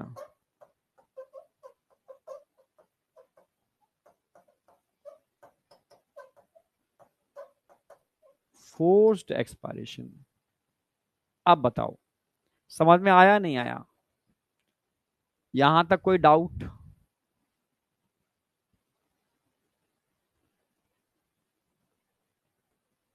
यहां तक कोई doubt? No doubt, no sir, no sir, all clear. Doubt? इतने सारे तुम दिल की बारिश कर देते हो ना, मेरा दिल एकदम ऐसा हो जाता है, बस पढ़ाते ही रहो, पढ़ाते ही रहो। चलो, ठीक है। पूजा तिवारी, यस सर। आ जाओ पूजा, ठीक है? यहां तक कोई डाउट नहीं है?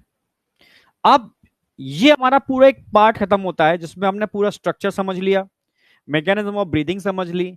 अब बात आएगी यहां पर पल्मोनरी वॉल्यूम और कैपेसिटी। याद हो, अभी नीट के एग्जाम 2 बार हो चुके हैं, ठीक है? 2 बार हो चुके हैं, हो सकता है तीसरी बार भी हो जाए, पर प्रोबेबिलिटी उसकी बहुत कम है। ठीक है, पहला एग्जाम हुआ, फिर 1563 बच्चों का दूसरा एग्जाम हुआ। दोनों एग्जाम में पल्मोनरी वॉल्यूम और कैपेसिटी से क्वेश्चन आए, दोनों ही एग्जाम के अंदर। और मैं बोलता भी हूं, हर साल एक क्वेश्चन आता है, तो सोचो जो सेकंड एग्जाम हुआ है री एग्जाम, उसमें भी पल्मोनरी वॉल्यूम और कैपेसिटी पे क्वेश्चन दिया है, तो इंपॉर्टेंट तो है। समझ गए ना? हाँ। तो अब मैं बात करूंगा पल्मोनरी वॉल्यूम और कैपेसिटी। ठीक है, तो एक जो हेल्दी ह्यूमन होता है इसमें लगभग 12 से 16 बार वो ब्रीथ कर लेता है। इसको नापने के लिए हम इंस्ट्रूमेंट को क्या बोलते हैं? स्पायरोमीटर। और जो ग्राफिकल रिप्रेजेंटेशन होता है, ग्राफ बनता है, इसको बोलते हैं स्पायरोग्राम।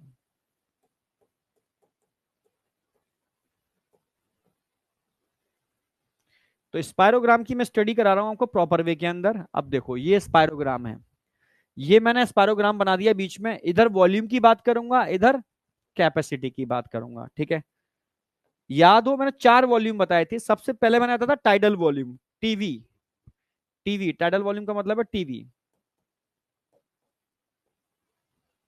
ठीक है, IRV inspiratory reserve volume, IRV inspiratory reserve volume. फिर मैंने बताया था ERV एक्सपायरेटरी, इधर लिख देता हूं, एक्सपायरेटरी रिजर्व वॉल्यूम ERV। फिर लिखा है मैंने residual volume RV, residual volume RV।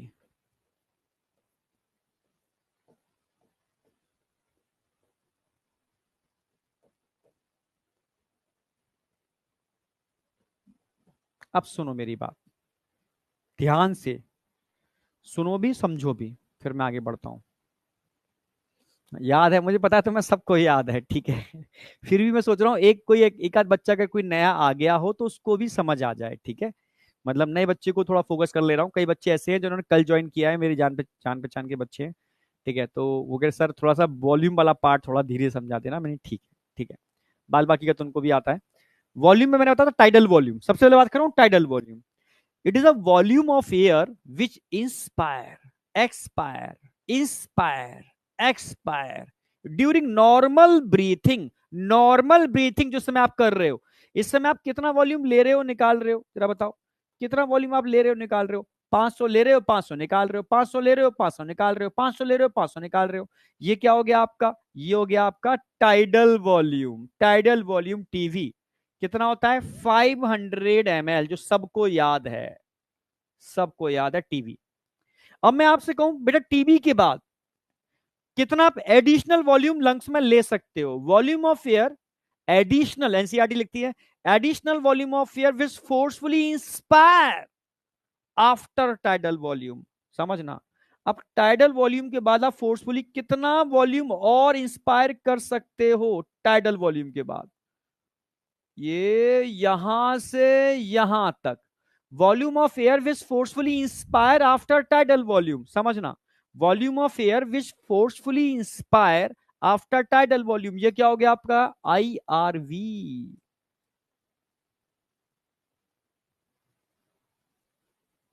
ये क्या हो गया पूरा का पूरा आपका? IRV। आप समझ रहे हो, यहां से यहां तक IRV है। कितना होता है IRV? ये तो आपको याद ही होगा, 2500 से 3000 ml। 3000 ml, इसको बोलते हैं IRV। IRV 2500 से 3000 ml IRV होता है। टाइडल वॉल्यूम 500 ml होता है। ठीक है, यहां तक कोई डाउट नहीं होगा।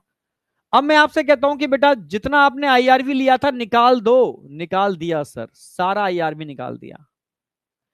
ठीक है, अब मैं आपसे कहूं टाइडल वॉल्यूम भी निकाल दो, सर निकाल दिया। ठीक है, अब मैं आपसे बोलूंगा it is additional volume of air which forcefully expire after tidal volume. अब टाइडल वॉल्यूम के बाद आप दम लगा के जितना भी निकाल सकते हो, टाइडल वॉल्यूम के बाद दम लगा करके जितना भी निकाल सकते हो, वो आपका ERV है, expiratory reserve volume. It is a volume of air, it is additional volume of air which forcefully expire after tidal volume. कितना होगा? 1000 से, याद रहेगा आपको, 1100 ml। 1000 से 1100 ml। ठीक है, इसको निकालने के बाद भी कुछ एयर आपके लंग्स में रह जाती है जिसको निकाला नहीं जा सकता। इसको बोलते हैं RV, रेजिडुअल वॉल्यूम। ऐसे याद रखो, 1100 से 1200। भाई 1000 से 1100, 1100 से 1200 ml, ये हो गया आपका residual volume. Volume of air which remains in lungs, जो लंग्स में ही रहेगा, निकाला नहीं जा सकता, remains in lungs, residual volume. कोई डाउट? इसको निकाल नहीं सकते भाई? हाँ, आप रेजिडुअल वॉल्यूम को निकाल नहीं सकते। अब बताओ, कोई डाउट यहां तक?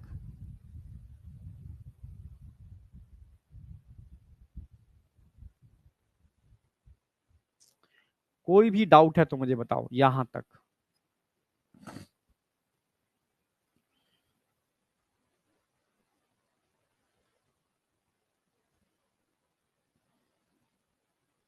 कोई भी डाउट? No doubt. तो ये चार वॉल्यूम हमारे क्लियर हो गए। टाइडल वॉल्यूम क्लियर है, आईआरवी क्लियर है, ईआरवी क्लियर है, रेजिडुअल वॉल्यूम क्लियर है, ठीक है। अब इसके बेस पर हम कैपेसिटी डिस्कस कर सकते हैं, कैपेसिटी, ठीक है। तो मैंने बताया था बेटा,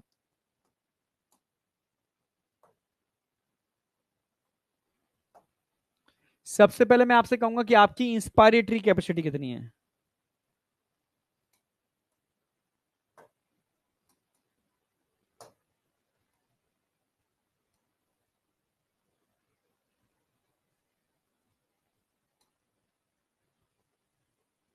ये आपकी इंस्पायरेटरी कैपेसिटी है। नॉर्मल आना पड़ेगा पहले, नॉर्मल, नॉर्मल आ गए आप टाइडल पर।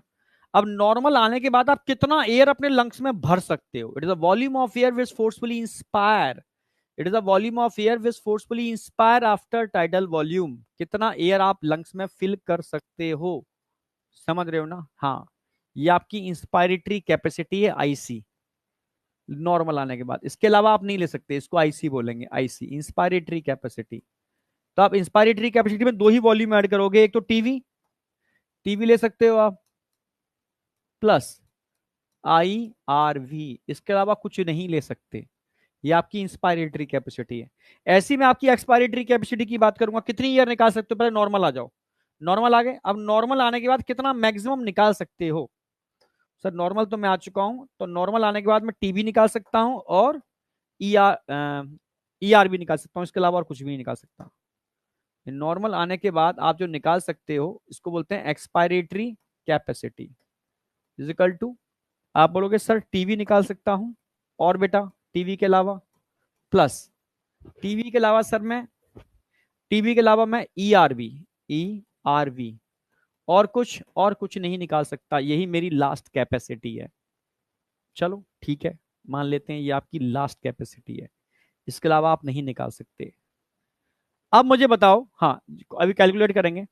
मैं आपसे कहूं कि बेटा आपकी वाइटल कैपेसिटी कितनी है, मैक्सिमम कितना भर सकते हो, मैक्सिमम भरने के बाद कितना मैक्सिमम निकाल सकते हो, या मैक्सिमम निकालने के बाद कितना मैक्सिमम भर सकते हो, ठीक है। सर मैक्सिमम लेने के बाद कितना मैं मैक्सिमम निकाल सकता हूं, या मैक्सिमम निकालने के बाद कितना मैं मैक्सिमम ले सकता हूं। तो ये तीन वॉल्यूम आएंगे इसके अंदर, समझना। ये तीन वॉल्यूम इसके अंदर काउंट होंगे, ये तीन वॉल्यूम। इसको हम बोलेंगे आपकी vital capacity, VC, vital capacity. It is a volume of air which forcefully inspire after forceful expiration. पहले सब निकाल दो, फिर कितना ले सकते हो, मैक्सिमम ले लो, मैक्सिमम कितना निकाल सकते हो। तो तीन वॉल्यूम आप ले और निकाल सकते हो मैक्सिमम, इसको आपकी वाइटल कैपेसिटी बोलेंगे। इस पे टीवी आ जाएगा, प्लस ईआरबी आ गया, प्लस इसमें आईआरबी आ गया। इन तीनों को मिलाने से बनती है आपकी वाइटल कैपेसिटी, वाइटल कैपेसिटी। अब बताओ, कोई डाउट है किसी को? हाँ, वाइटल कैपेसिटी। अब मैं आपसे कहूं कि आपकी रेजिडुअल, फंक्शनल रेजिडुअल कैपेसिटी कितनी है। रेजिडुअल का मतलब है लंग्स में रोकने की क्षमता, फंक्शनल का मतलब है सांस लेते हुए आप ब्रीदिंग ले रहे हो निकाल रहे हो, ले रहे हो निकाल रहे हो, टाइडल ही निकाल रहे हो, उसके बाद का कुछ नहीं निकाल रहे।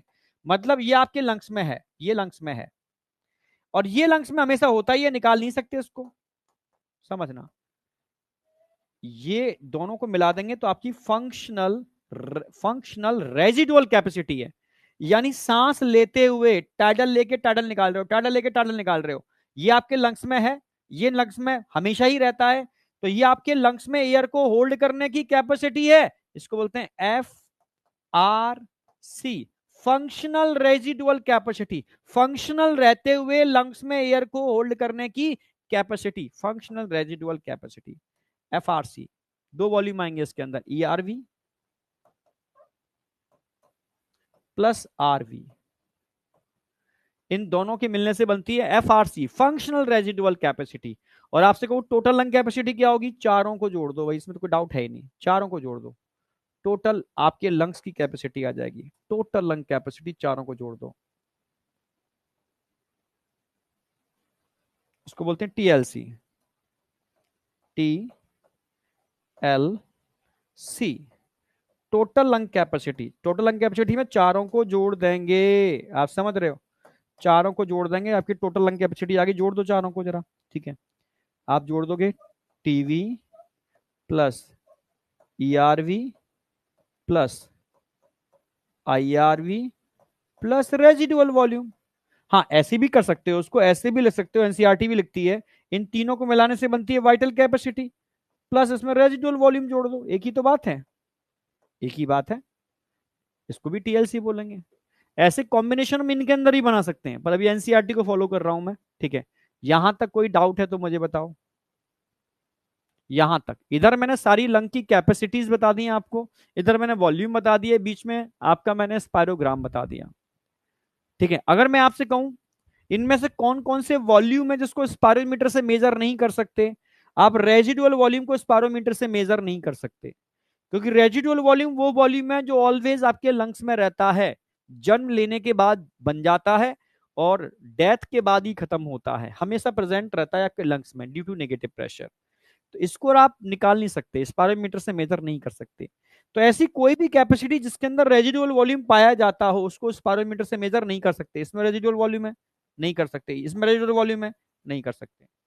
तो इन दो कैपेसिटी को आप स्पायरोमीटर से मेजर नहीं कर सकते, इसको स्पायरोमीटर से मेजर नहीं कर सकते, और सबको स्पायरोमीटर से मेजर कर सकते हो। तो मैंने लिख भी दिया है, ठीक है, ध्यान रखना। वॉल्यूम के अंदर रेजिडुअल वॉल्यूम स्पायरोमीटर से मेजर नहीं कर सकते, FRC को स्पायरोमीटर से मेजर नहीं कर सकते, टोटल लंग कैपेसिटी को स्पायरोमीटर से मेजर नहीं कर सकते। ये क्वेश्चन पूछा जाता है। यहां तक किसी को कोई डाउट शाउट है तो बताओ, कुछ भी डाउट शाउट, ठीक है। अब बात आती है पल्मोनरी वेंटिलेशन, पल्मोनरी वेंटिलेशन पर मिनट, यानी आपके लंग से 1 मिनट के अंदर कितना एयर इन एंड आउट हो जाती है। तो इसका फॉर्मूला है, याद रखना है, pulmonary pulmonary ventilation is equal to होता है रेट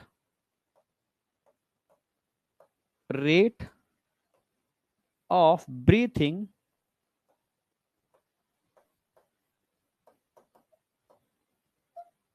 इनटू, भाई एक बार में कितना लेयर ले रहे हो निकाल रहे हो, tidal volume. Rate of breathing मैं आपको बता चुका हूं कितना होता है, 12 से 16 बार आप एयर लेते हो निकालते हो, और एक बार में कितना एयर लेते निकालते हो, 500। कितना आएगा, लगभग 6000 से 8000 ml पर मिनट, इतना आप एयर ले रहे हो निकाल रहे हो पर मिनट अपने थोरेसिक चैम्बर, अपने लंग से। क्लियर बिल्कुल, ये पल्मोनरी वेंटिलेशन हो गया, यस, ये पल्मोनरी वेंटिलेशन हो गया। ये एक क्वेश्चन आपका पक्का हो गया। यहां तक कोई डाउट शाउट है तो मुझे बताओ, एक क्वेश्चन आपका एकदम एग्जैक्ट पक्का है, यस या नो। हाँ एक क्वेश्चन आपका एकदम एग्जैक्ट पक्का है यहां तक। अब मैं आगे बढ़ रहा हूं। अच्छा इसमें वो गायब हो गया, 1 मिनट रुको।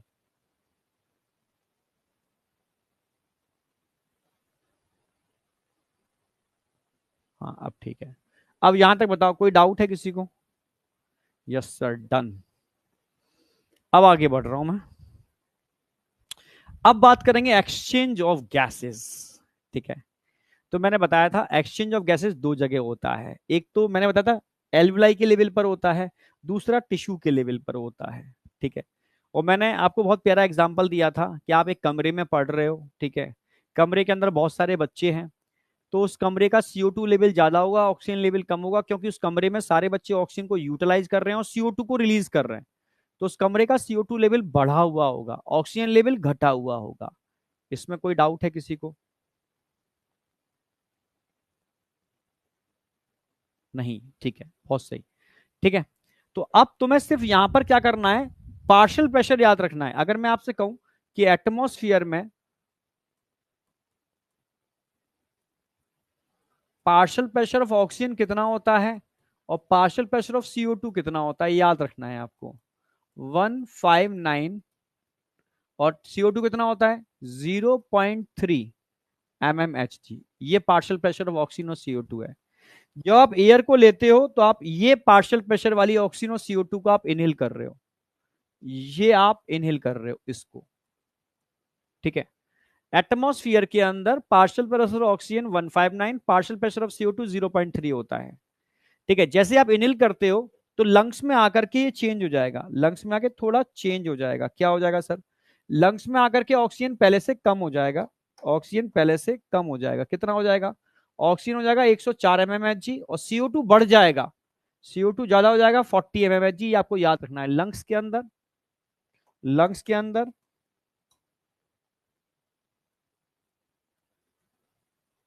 ऑक्सीजन और CO2 का पार्शियल प्रेशर लंग्स के अंदर, ये आपको याद रखना है।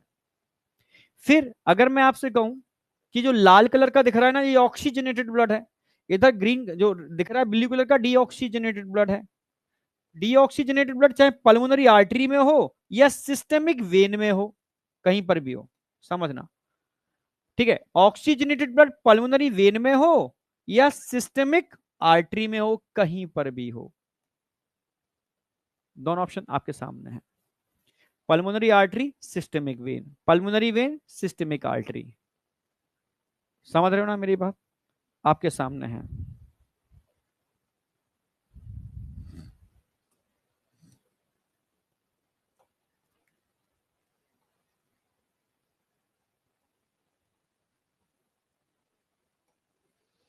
ठीक है, तो आप ध्यान रखना है यहां पर कैसा ब्लड होगा, यहां पर होगा, मैं लिख देता हूं, यहां पर होगा ऑक्सीजनेटेड ब्लड,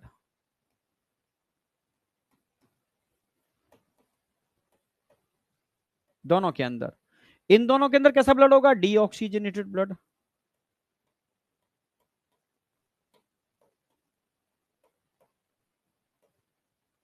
ठीक है, इन दोनों के अंदर होगा ऑक्सीजनेटेड ब्लड, इन दोनों के अंदर होगा डीऑक्सीजनेटेड ब्लड ऑटोमेटिकली।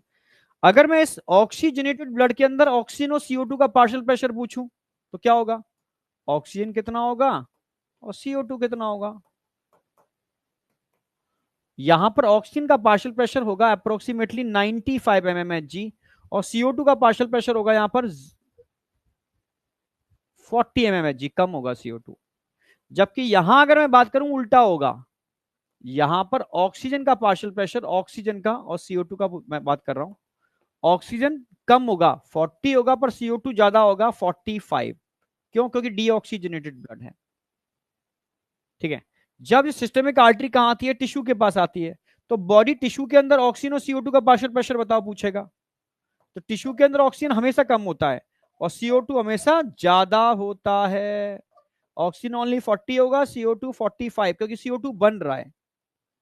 ये पार्शियल प्रेशर आपको याद रखने हैं, ठीक है।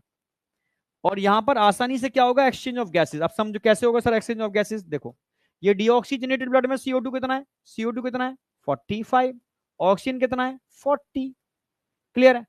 और यहां पर CO2 कितना है 40, तो CO2 कहां से कहां जाएगा 40 से 45 से 40 की तरफ जाएगा। ऑक्सीजन कहां से कहां आएगा 104 से 40 की तरफ आएगा, हो गया डिफ्यूजन, और ये कंडीशन आ गई। अब यहां पर ब्लड के अंदर CO2 कितना है, CO2 कम है 40, ऑक्सीजन ज्यादा है 95।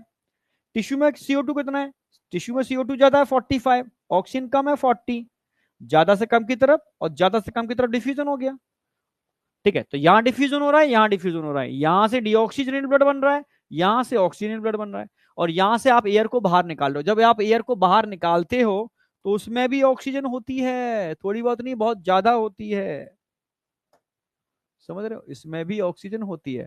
तो जो एयर एक्सपायर कर रहे हो इसमें पार्शियल प्रेशर ऑफ ऑक्सीजन थोड़ा बहुत नहीं, बहुत ज्यादा होता है, 116 mmHg होता है, और partial pressure of CO2 32 mmHg होता है, जो आप एयर बाहर निकाल रहे हो, एक्सपायर्ड एयर। और एटमॉस्फेयर का तो मैंने बता ही दिया है आपको, ये होता है। तो ये पूरा सीक्वेंस आपको याद रखना है। तो सबसे सिंपल तरीका मैंने समझाया था आपको, ऐसे याद रखो, partial pressure of oxygen atmosphere में, उससे कम लंग्स के अंदर, उससे कम ऑक्सीजनेटेड ब्लड के अंदर, उससे कम टिश्यू के अंदर, और टिश्यू में कंटिन्यू क्या रहा है, यूटिलाइजेशन ऑफ ऑक्सीजन, इसलिए कम है। यहां पर एटमॉस्फेयर से अंदर जा रही है क्योंकि अंदर कंटिन्यू यूटिलाइजेशन हो रहा है। एटमॉस्फेयर से यहां, यहां से यहां, यहां से यहां कम होती जाएगी क्योंकि यूटिलाइजेशन हो रहा है।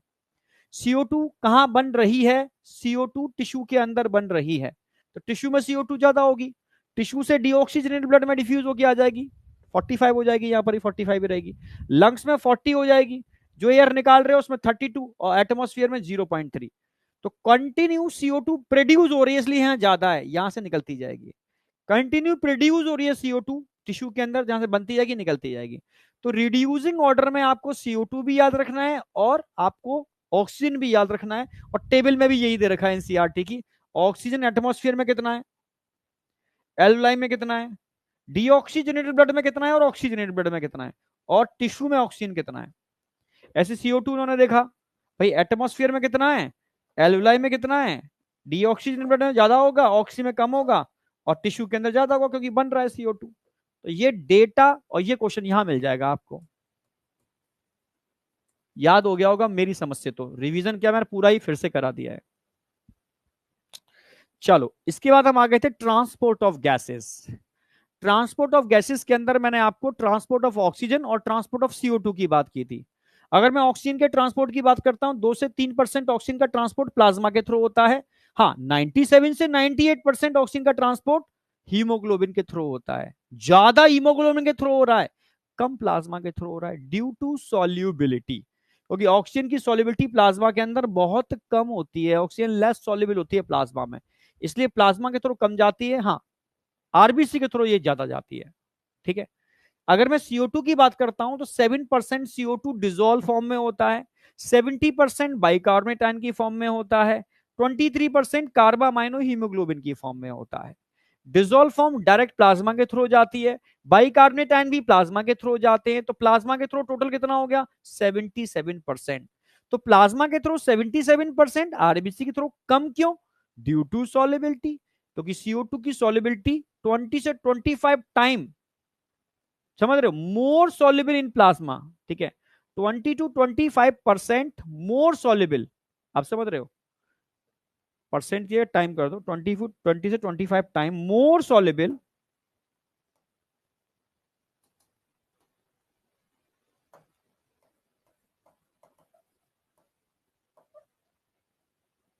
मोर सॉल्युबल इन प्लाज्मा, इतने टाइम सॉल्युबल ज्यादा होती है प्लाज्मा के अंदर, इसीलिए इसीलिए ये प्लाज्मा का हाथ पकड़ती है, उसके थ्रू ज्यादा जाती है। हाँ, हीमोग्लोबिन के थ्रू कम जाती है, ओनली 23%। ठीक है, तो मैं पहले ऑक्सीजन की बात करूंगा, फिर CO2 की बात करूंगा। ठीक है, तो ऑक्सीजन में सबसे पहले हम ऑक्सीजन हीमोग्लोबिन डिसोसिएशन कर्व की बात करेंगे। अच्छा, उससे भी पहले लोडिंग अनलोडिंग में थोड़ा सा बता रहा हूं मैं। एक स्टैंडर्ड वैल्यू है कि 100 ml जो ब्लड होता है 15 ग्राम हीमोग्लोबिन को ट्रांसपोर्ट कर लेता है। ठीक है, मतलब 100 ml ब्लड के अंदर 15 ग्राम हीमोग्लोबिन होता है, और 1 ग्राम हीमोग्लोबिन लगभग इतना ऑक्सीजन को कैरी कर लेता है। तो 15 ग्राम हीमोग्लोबिन कितने ऑक्सीजन को कैरी करेगा, 20 ml, यानी 100 ml ब्लड के अंदर 15 ग्राम हीमोग्लोबिन होगा, तो 100 ml ब्लड में कितना ऑक्सीजन होगा, 20 ml ऑक्सीजन। यानी एक स्वस्थ मनुष्य के अंदर 100 ml ब्लड निकालोगे तो 100 ml ब्लड की ऑक्सीजन कैरी करने की कैपेसिटी 20 ml होगी, ये फिक्स है। चाहे वो कैसी भी कंडीशन हो, वो सो रहा हो, जाग रहा हो, दौड़ रहा हो, भाग रहा हो, कुछ भी कर रहा हो, उसके ऑक्सीजनेटेड ब्लड के अंदर पर 100 ml of blood 20 ml oxygen होगी ही होगी, चाहे कंडीशन कैसी भी हो, रेस्टिंग कंडीशन हो या वर्किंग कंडीशन हो, कैसी भी कंडीशन हो। ठीक है, ये फिक्स है। अब देखो, इसके बेस मैंने कंसेप्ट बताया था। कंसेप्ट ये था, रेस्टिंग कंडीशन के अंदर टिश्यू की ऑक्सीजन यूटिलाइज करने की कैपेसिटी ज्यादा होती है, कम। ठीक है, तो ध्यान रखना, रेस्टिंग कंडीशन पर टिश्यू की ऑक्सीजन यूटिलाइज करने की कैपेसिटी कम होती है। ठीक है, तो 20 ml ऑक्सीजन में से सिर्फ 5 ml ऑक्सीजन टिश्यू में जाती है, और 4 ml CO2 टिश्यू में, टिश्यू से निकल करके इसमें लोड हो जाती है, क्योंकि कम ऑक्सीजन यूटिलाइज हो रही है तो कम CO2 बनेगी ना। तो 5 और 4 याद रखना। ठीक है, तो यहां पर 20 में से 5 निकल गई, 15 बची, और 4 ये आ गई। ठीक है, अगर इसको मैं ऐसे लिखना चाहूं, यहां पर वापस दो कंडीशन थी, एक रेस्टिंग कंडीशन,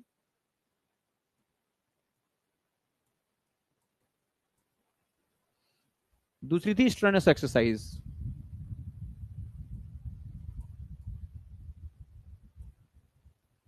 स्ट्रेनस कंडीशन, ठीक है। अगर मैं आपसे कहूं रेस्टिंग कंडीशन में, रेस्टिंग कंडीशन में, ठीक है, ध्यान रखना है आपको, ऑक्सीजनेटेड ब्लड के अंदर 20 ml पर 100 ml ऑफ ब्लड ऑक्सीजन होती है। सेम यहां पर भी ऑक्सीजनेटेड ब्लड के अंदर 20 ml ऑफ ऑक्सीजन पर 100 ml ऑफ ब्लड होती है, इसमें कोई अंतर नहीं है। ठीक है। रेस्टिंग कंडीशन में, रेस्टिंग कंडीशन में 5 ml ऑक्सीजन टिश्यू लेता है और लगभग इसके बदले में 4 ml CO2 टिश्यू देता है। क्लियर है। जबकि स्ट्रेनस कंडीशन के अंदर मैंने बताया था 5 की जगह 15 हो जाएगी। 15 ml ऑक्सीजन टिश्यू लेगा, इसके बदले में 14 ml CO2 टिश्यू देगा।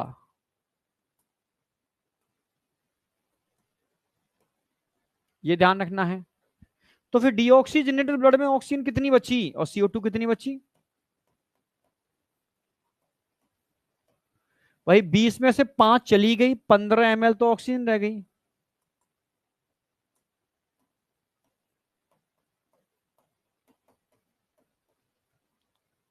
CO2 4 ml। ठीक है। यहां पर डीऑक्सीजनेटेड ब्लड में कितनी बची? भाई 20 में से 15 टिश्यू ने ले ली, 5 ml तो ऑक्सीजन रह गई। 14 ml CO2 दे दी तो 14 ml CO2 आ गई यहां पर। सिंपल सी बात। तो ये एक छोटा सा डेटा है, ये आप याद रखोगे तो पूरा कंप्लीट हो जाएगा। ठीक है। इसको मैंने डायग्रामेटिकली यहां दिखा दिया था, याद आ गया हो, उसको कंक्लूड मैंने वहां कर दिया। यहां तक कोई doubt? Okay.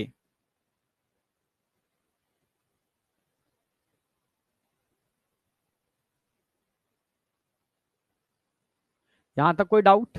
No doubt, no doubt. Thank you Shraddha. Shraddha क्या चल रहा है भाई?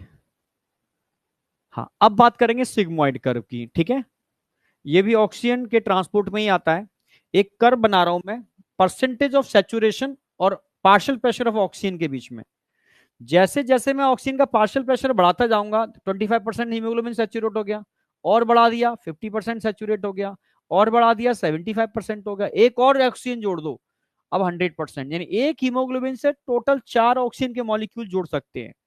एक की बाइंडिंग 25% सेचुरेशन को बताती है, दो की बाइंडिंग 50% सेचुरेशन को बताती है, तीन की बाइंडिंग 75% सेचुरेशन को बताती है, और चार की बाइंडिंग 100% सेचुरेशन को बताती है।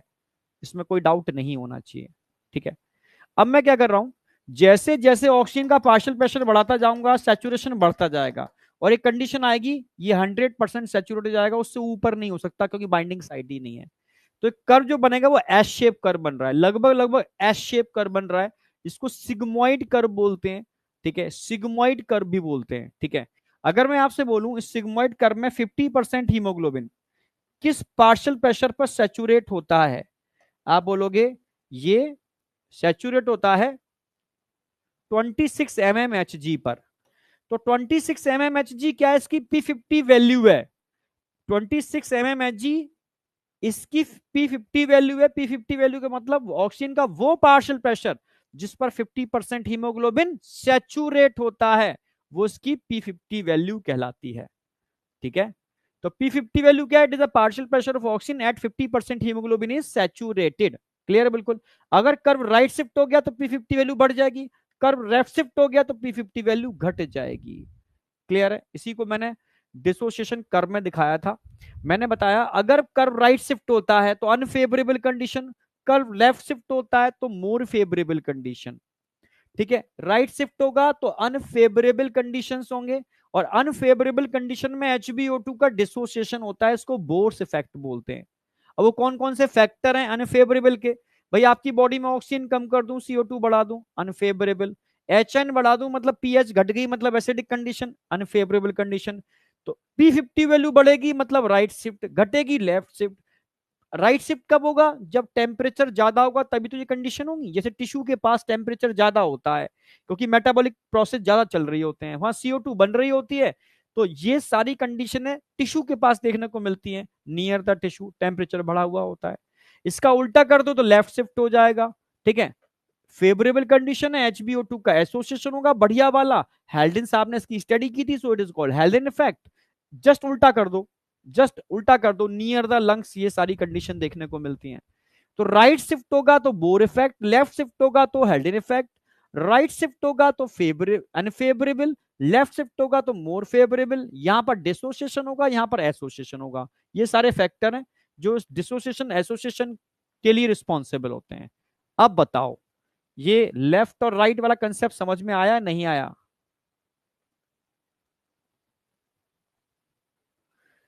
एक बच्चा बोला सर नेगेटिव प्रेशर बता दो। घर में एक सिरिंज पड़ी हो या पिचकारी पड़ी हो तो उसको उठा के लेके आओ, आगे उसके माउथ को बंद कर दो और पीछे उसके पिस्टन को खींचो, अंदर वैक्यूम बन जाएगा। वैक्यूम को नेगेटिव प्रेशर बोलते हैं। अगर हाथ हटाओगे तेजी से एयर अंदर आएगी। नेगेटिव प्रेशर सक्शन प्रेशर होता है, खींचने वाला, ठीक है। कहीं पर भी वैक्यूम जनरेट कर दोगे क्या तो नेगेटिव प्रेशर हो गया, ये खींच लेगा बाहर से किसी को भी। जैसे तुम्हारे घर में अगर वैक्यूम पंप है तो वैक्यूम पंप वैक्यूम जनरेट करता है, जैसे खोलोगे ना वो किसी भी चीज को खींच लेगा क्योंकि नेगेटिव प्रेशर है। नेगेटिव प्रेशर खींचता है, पॉजिटिव प्रेशर धकेलता है, ऐसे याद रखो।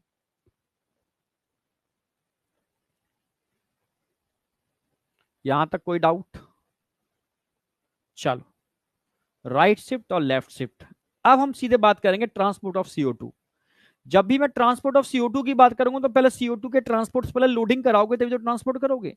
CO2 का ट्रांसपोर्ट 3 फॉर्म में होता है। 23% हीमोग्लोबिन के संग जोड़ करके कार्बामाइन हीमोग्लोबिन की फॉर्म में, तो 70% बाइकार्बोनेट की फॉर्म में और 7% डिजोल्व फॉर्म में।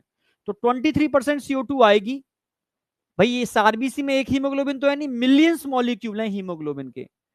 तो ये CO2 कुछ हीमोग्लोबिन के मॉलिक्यूल में से ऑक्सीजन को अलग करेगी, ऑक्सीजन बाहर, और खुद जुड़ के बना लेगी HbCO2।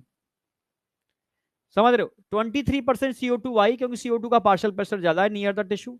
HbO2 का ब्रेकअप करेगी और खुद जुड़ जाएगी, HbCO2 बना लेगी, ऑक्सीजन बाहर।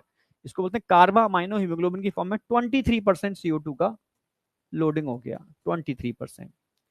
रिमेनिंग CO2 अंदर आएगी, H2O का हाथ पकड़ेगी और कार्बोनिक एनाइड्रेज एंजाइम की प्रेजेंस में H2CO3 बनाएगी और तुरंत ही H2CO3 टूटेगी HN और बाइकार्बोनेट आयन के अंदर। नेगेटिव आयन के लिए ये मेम्ब्रेन परमेबल होती है, प्रोटीन्स लगे होते हैं, वो इस बाइकार्बोनेट आयन को बाहर निकालते जाएंगे। ये बाइकार्बोनेट आयन बाहर आकर के सोडियम का हाथ पकड़ेंगे, सोडियम का हाथ, और बना लेंगे NaHCO3, NaHCO3। कहां पर? In plasma. और प्लाज्मा के थ्रू ट्रांसपोर्ट हो जाएगा सोडियम बाइकार्बोनेट का। पर नेगेटिव आयन जब बाहर निकलेंगे तो उतनी नेगेटिव आयन बाहर से अंदर भी आएंगे इस मेम्ब्रेन के पोटेंशियल को मेंटेन करने के लिए। तो क्लोराइड आयन अंदर आ जाएंगे, इसको क्लोराइड शिफ्ट बोलते हैं, या हैमबर्गर साइंटिस्ट ने इसको खोजा था, so it is called hamburger phenomenon. क्यों होता है? फॉर मेंटेन चार्ज या पोटेंशियल ऑफ प्लाज्मा मेम्ब्रेन, ये जरूरी है। मेम्ब्रेन के पोटेंशियल या चार्ज को मेंटेन करने के लिए ये मैकेनिज्म जरूरी है। चलो ठीक है। अंदर किसकी अमाउंट बढ़ गई? H ion. और एच आयन अगर कहीं पर भी बढ़ेंगे तो मीडियम कैसा हो जाएगा? एसिडिक। और एसिडिक मीडियम में वो चीज मारी जाएगी, बर्बाद हो जाएगी। क्लियर है बिल्कुल? हाँ। तो इस एच आयन को न्यूट्रल करने के लिए आरबीसी के अंदर होते हैं HbO2, बहुत सारे मॉलिक्यूल होते हैं, कुछ यहाँ टूट गए, अब कुछ ऐसे टूटेंगे। ये तुरंत HbO2 टूटेगा और ऑक्सीजन को रिलीज कर देगा। और ये हीमोग्लोबिन क्या काम करेगा? इस एच आइन से जुड़ जाएगा और HHB का फॉर्मेशन कर लेगा। एच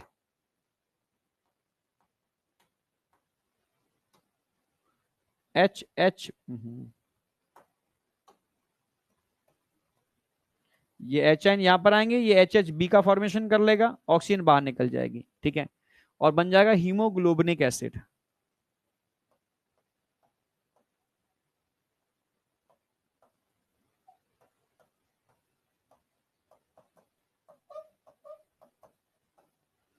यहां पर हीमोग्लोबिन ने क्या काम किया? एच आइन से बाइंडिंग की, यानी एक तरीके से बफर की तरह काम किया, एक्ट एज बफर।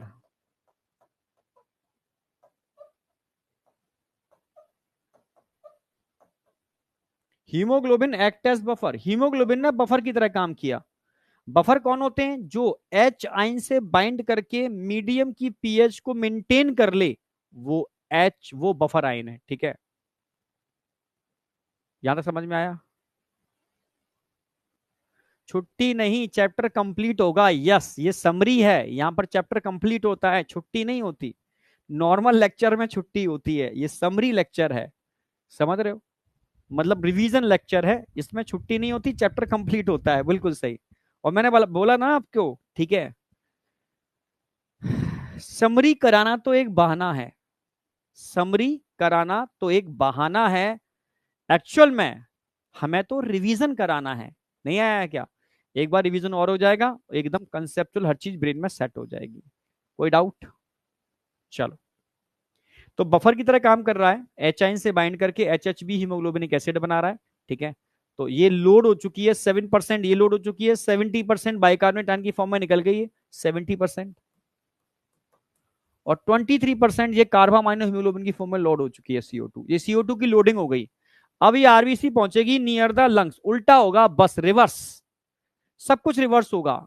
जो सेम वही चीजें लिखी हैं जो वहां लिखी थी। पहले एरो मैंने ऐसे बनाए थे, अब इस बार एरो मैंने ऐसे कर दिए हैं, बस। पहले CO2 आ रही थी, अब ऑक्सीजन आएगी। पहले ऑक्सीजन बाहर जा रही थी, अब CO2 बाहर जाएगी, उल्टा होगा। इस ऑक्सीजन ने यहां पर CO2 को किक लगाया, बाहर निकाल दिया, और HbO2 का फॉर्मेशन कर लिया। कितना परसेंट? लगभग 23% CO2 ये बाहर निकल गई। अब देखो, रिमेनिंग ऑक्सीजन अंदर आई, इस ऑक्सीजन ने H आयन को चटकाया, मतलब लात मारी, बाहर निकाल दी H आयन, और खुद बना लिया HbO2, ठीक है। यानी HbO2 बना तब H आयन निकले, यानी H आयन जो रिलीज करता है, निकालता है, वो स्ट्रॉन्ग एसिड होता है। तो HbO2 स्ट्रॉन्ग एसिड है, क्योंकि ये H आयन को रिलीज कर रहा है। HB H आयन को रिलीज नहीं कर रहा, क्योंकि HHB करता तो पहले ही कर देता। H आयन तब रिलीज होते हैं जब ऑक्सीजन डायरेक्ट हीमोग्लोबिन से बाइंड कर लेता है, तब H आयन रिलीज होते हैं, यानी HbO2 act as strong acid. अब ये H आयन अंदर इकट्ठे हो रहे हैं, जैसे H आयन अंदर इकट्ठे होंगे, तो बाहर के मीडियम में जितना भी सोडियम बाइकार्बोनेट था वो टूटेगा, सोडियम अलग, बाइकार्बोनेट आयन अलग, ये अंदर आने चालू हो जाएंगे। अंदर आएंगे तो अंदर आकर के ये H आयन से बाइंड करके H2CO3 बना लेंगे, और तुरंत ही H2CO3 टूटेगा, CO2H, और H2O के अंदर CO2 बाहर, तो 70% CO2 यहां से बाहर निकल गया। और बाइकार्बोनेट आयन जब अंदर आएंगे तो उसके बदले में क्लोराइड आयन बाहर चले जाएंगे, इसको रिवर्स क्लोराइड शिफ्ट बोलते हैं। कुछ भी नहीं किया है, डिट्टो रिएक्शन को रिवर्स किया है मैंने, ओनली रिवर्स। जो चीज वहां हो रही थी उसको रिवर्स कर दिया, ये बाहर जा रहे थे, यहाँ ये अंदर आ रहे हैं, ठीक है। ठीक है, पहले H आयन ऊपर से नीचे आ रहे थे, नीचे से ऊपर जा रहे हैं। पहले CO2 अंदर आ रही थी, सॉरी, हाँ, CO2 अंदर आ रही थी, अब ऑक्सीजन अंदर आ रही है। सब कुछ रिवर्स में हो रहा है, कुछ भी नहीं, ओनली रिवर्स। ये हो गया unloading of CO2 near alveoli, ठीक है। एक मैंने नोटेबल पॉइंट लिख दिया है, कार्बोनिक एनाइड्रेज एक एंजाइम होता है जो आरबीसी में भी होता है और स्मॉल अमाउंट प्लाज्मा में भी होता है, एनसीईआरटी में दे रखा है। एनसीईआरटी में रिएक्शन दे रखी है, वो पूछ रहे हैं जब रिएक्शन ऐसी चलती है तो कहां चलती है, ये रिएक्शन कहां चल रही है, ये रिएक्शन कहां चल रही है? ऐसे चल रही है तो टिश्यू में, टिश्यू, और ऐसे चल रही है तो लंग्स के अंदर। टिश्यू में CO2H2O, H2CO3 बनाता है, H आयन बाइकार्बोनेट में टूट जाता है, ये बाहर निकल जाते हैं। लंग्स में उल्टी रिएक्शन होगी, ये अंदर आएंगे, H आयन से मिलेंगे, H2CO3 बनाएंगे, H2O, CO2 का फॉर्मेशन हो जाएगा, जस्ट अभी बताया मैंने। अब बताओ, यहां तक कोई डाउट ट्रांसपोर्ट ऑफ CO2 के अंदर? तब मैं रेगुलेशन की बात करूंगा। ट्रांसपोर्ट ऑफ CO2 तक कोई डाउट शाउट तो नहीं है बेटा?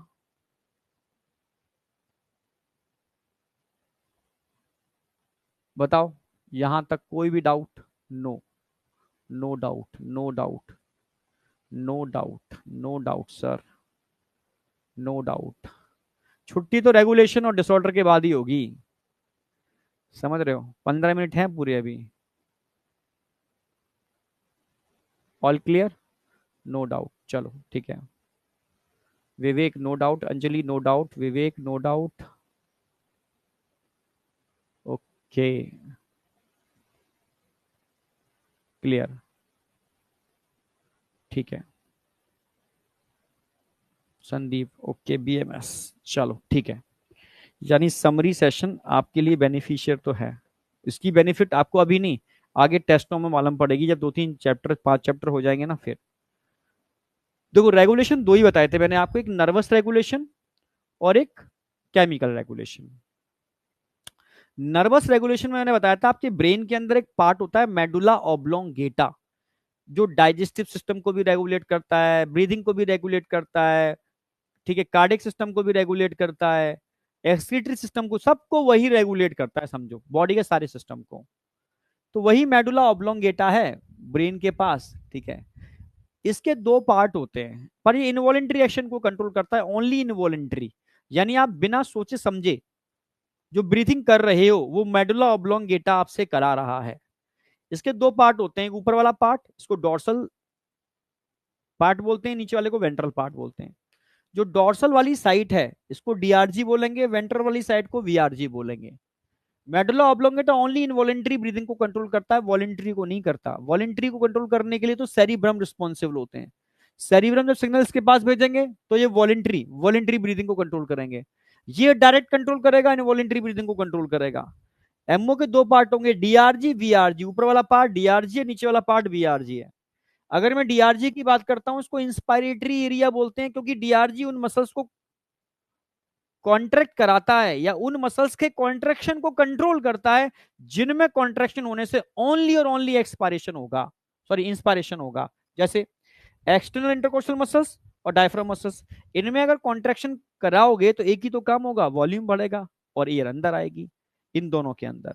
तो इंस्पायरेशन को कंट्रोल करता है, इसलिए इसको इंस्पायरेटरी एरिया बोलते हैं। जबकि वीआरजी उन मसल्स में कॉन्ट्रैक्शन को कंट्रोल करता है जिनमें सिर्फ और सिर्फ एक्सपायरेशन हो सकता है। जैसे ये कॉन्ट्रैक्ट करेगी और ये कॉन्ट्रैक्ट करेगी, वॉल्यूम घटेगा, वॉल्यूम घटेगा तो तेजी से एयर बाहर निकलेगी, इसलिए इसको एक्सपायरेटरी एरिया बोलेंगे, ठीक है। ये फोर्सफुल ब्रीदिंग के टाइम पे काम करता है, नॉर्मल ब्रीदिंग के टाइम पे काम करता है।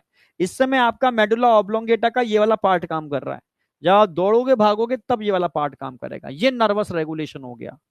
अगर केमिकल रेगुलेशन की, अच्छा नर्वस रेगुलेशन में पोन्स और बताया था मैंने, याद हो आपको, पोन्स, ठीक है। पोन्स सिग्नल को भेजते हैं एमओ के पास। जब भी आप बहुत तेजी से दौड़ लगा रहे होते हो या आप बहुत ज्यादा गहरी गहरी सांस ले लो, फिर आप ब्रीदिंग आपकी रुक जाएगी कुछ समय के लिए, करके देखोगे तो आप मालूम पड़ेगा, तो ये एक्टिवेट हो जाता है, इसको निमोटैक्सिक सेंटर बोलते हैं। ये स्टॉप कर देता है इंस्पायरेशन ओनली फॉर, ठीक है, अप्रोक्सीमेटली 5 सेकंड के लिए। अगर एक क्वेश्चन आया हुआ था, कंडीशन लिख रहा हूं, इफ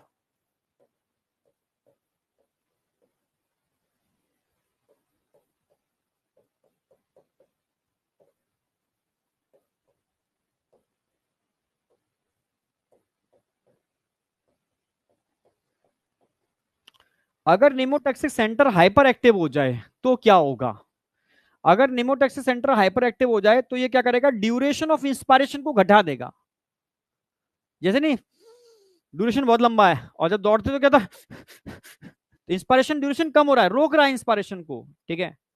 ये करता है क्या, स्टॉप, डिक्रीज ड्यूरेशन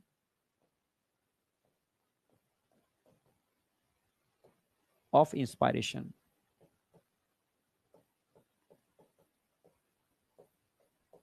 जब आपका ड्यूरेशन ऑफ इंस्पायरेशन घट जाएगा तो रेट ऑफ ब्रीथिंग बढ़ेगा घटेगा। 1 मिनट में 12 बार सांस ले रहे हो, अगर ड्यूरेशन घटेगा तो 1 मिनट में आप 30 बार सांस लोगे, तो रेट ऑफ ब्रीथिंग बढ़ा, यानी इंक्रीज कर देगा रेट ऑफ ब्रीथिंग को, बढ़ाता है। तो ये तो हो गया नर्वस रेगुलेशन। केमिकल रेगुलेशन की अगर बात करूं तो कीमो रिसेप्टर्स होते हैं, लाइक अ सेंसर, आपके ब्रेन के अंदर भी होते हैं, नियर एमओ मेडुला ऑब्लोंगेटा के पास, और आपके ब्लड के अंदर भी होते हैं, ठीक है। एओर्टा जो मेन आर्टरी होती है और कैरोटिड आर्टरी जो ब्रेन में जा रही होती है, इस पर लगे होते हैं, ठीक है। समझना, ब्रेन के अंदर एक फ्लूइड होता है सीएसएफ, सेरिब्रोस्पाइनल फ्लूइड। अगर सीएसएफ में HNO CO2 बढ़ेंगे, क्योंकि chemoreceptor sensitive only HNO CO2 के लिए होते हैं, अगर HNO CO2 आपके सीएसएफ में बढ़ेंगे तो तुरंत ही सेंट्रल कीमोरिसेप्टर सिग्नल एमओ के पास भेजेगा। अगर यही HNO CO2 आपके ब्लड में बढ़ रहे हैं तो कैरोटिड आर्टरी और एओर्टा पे कीमोरिसेप्टर लगे हुए हैं, तुरंत तुरंत ये एमओ के पास सिग्नल भेजेंगे और एमओ क्या कर देगा, इंक्रीज कर देगा रेट ऑफ ब्रीथिंग। एक सिंपल बात समझो, हमने कुछ चिप लगा रखी है आपके दो फ्लूइड्स के अंदर, एक ब्लड के अंदर और एक सीएसएफ के अंदर। ये चिप आपकी HNO CO2 के लिए सेंसिटिव है। अगर आपके सेंट्रल नर्वस सिस्टम में जो फ्लूइड भरा हुआ है उसमें HNO CO2 का लेवल बढ़ेगा तो सेंट्रल कीमोरिसेप्टर एमओ के पास सिग्नल भेजेंगे। अगर आपकी ब्लड के अंदर HNO CO2 का लेवल बढ़ रहा है तो ये पेरिफेरल कीमोरेसेप्टर सीधे एमओ के पास सिग्नल भेजेंगे कि भाई रेट ऑफ ब्रीथिंग बढ़ा, CO2 को बाहर निकाल, ऑक्सीजन को अंदर लेकर के आ। समझ में आया? इसको केमिकल रेगुलेशन बोलते हैं, सिंपल सी बात है। और लास्ट में हम आ जाएंगे डिसऑर्डर। ठीक है, लास्ट डिसऑर्डर एस्थमा एक एलर्जी है, ध्यान रखना, it is a allergy. Asthma allergy है, यहां पर डिफिकल्टी होती है ब्रीदिंग में और वीजिंग साउंड आती है। और इन्फ्लामेशन दो जगह होगा, ब्रोनकाई एंड ब्रोनक्यूल, बस ये इसी पे क्वेश्चन बनता है। अगर ब्रोनकाई और ब्रोनक्यूल में इन्फ्लामेशन हो रहा है, वीजिंग साउंड हो रही है, मतलब एलर्जी अस्थमा की बात चल रही है। एम्फाइसीमा तुम्हें याद हो, स्मोकर्स को होने वाली प्रॉब्लम बताई थी मैंने।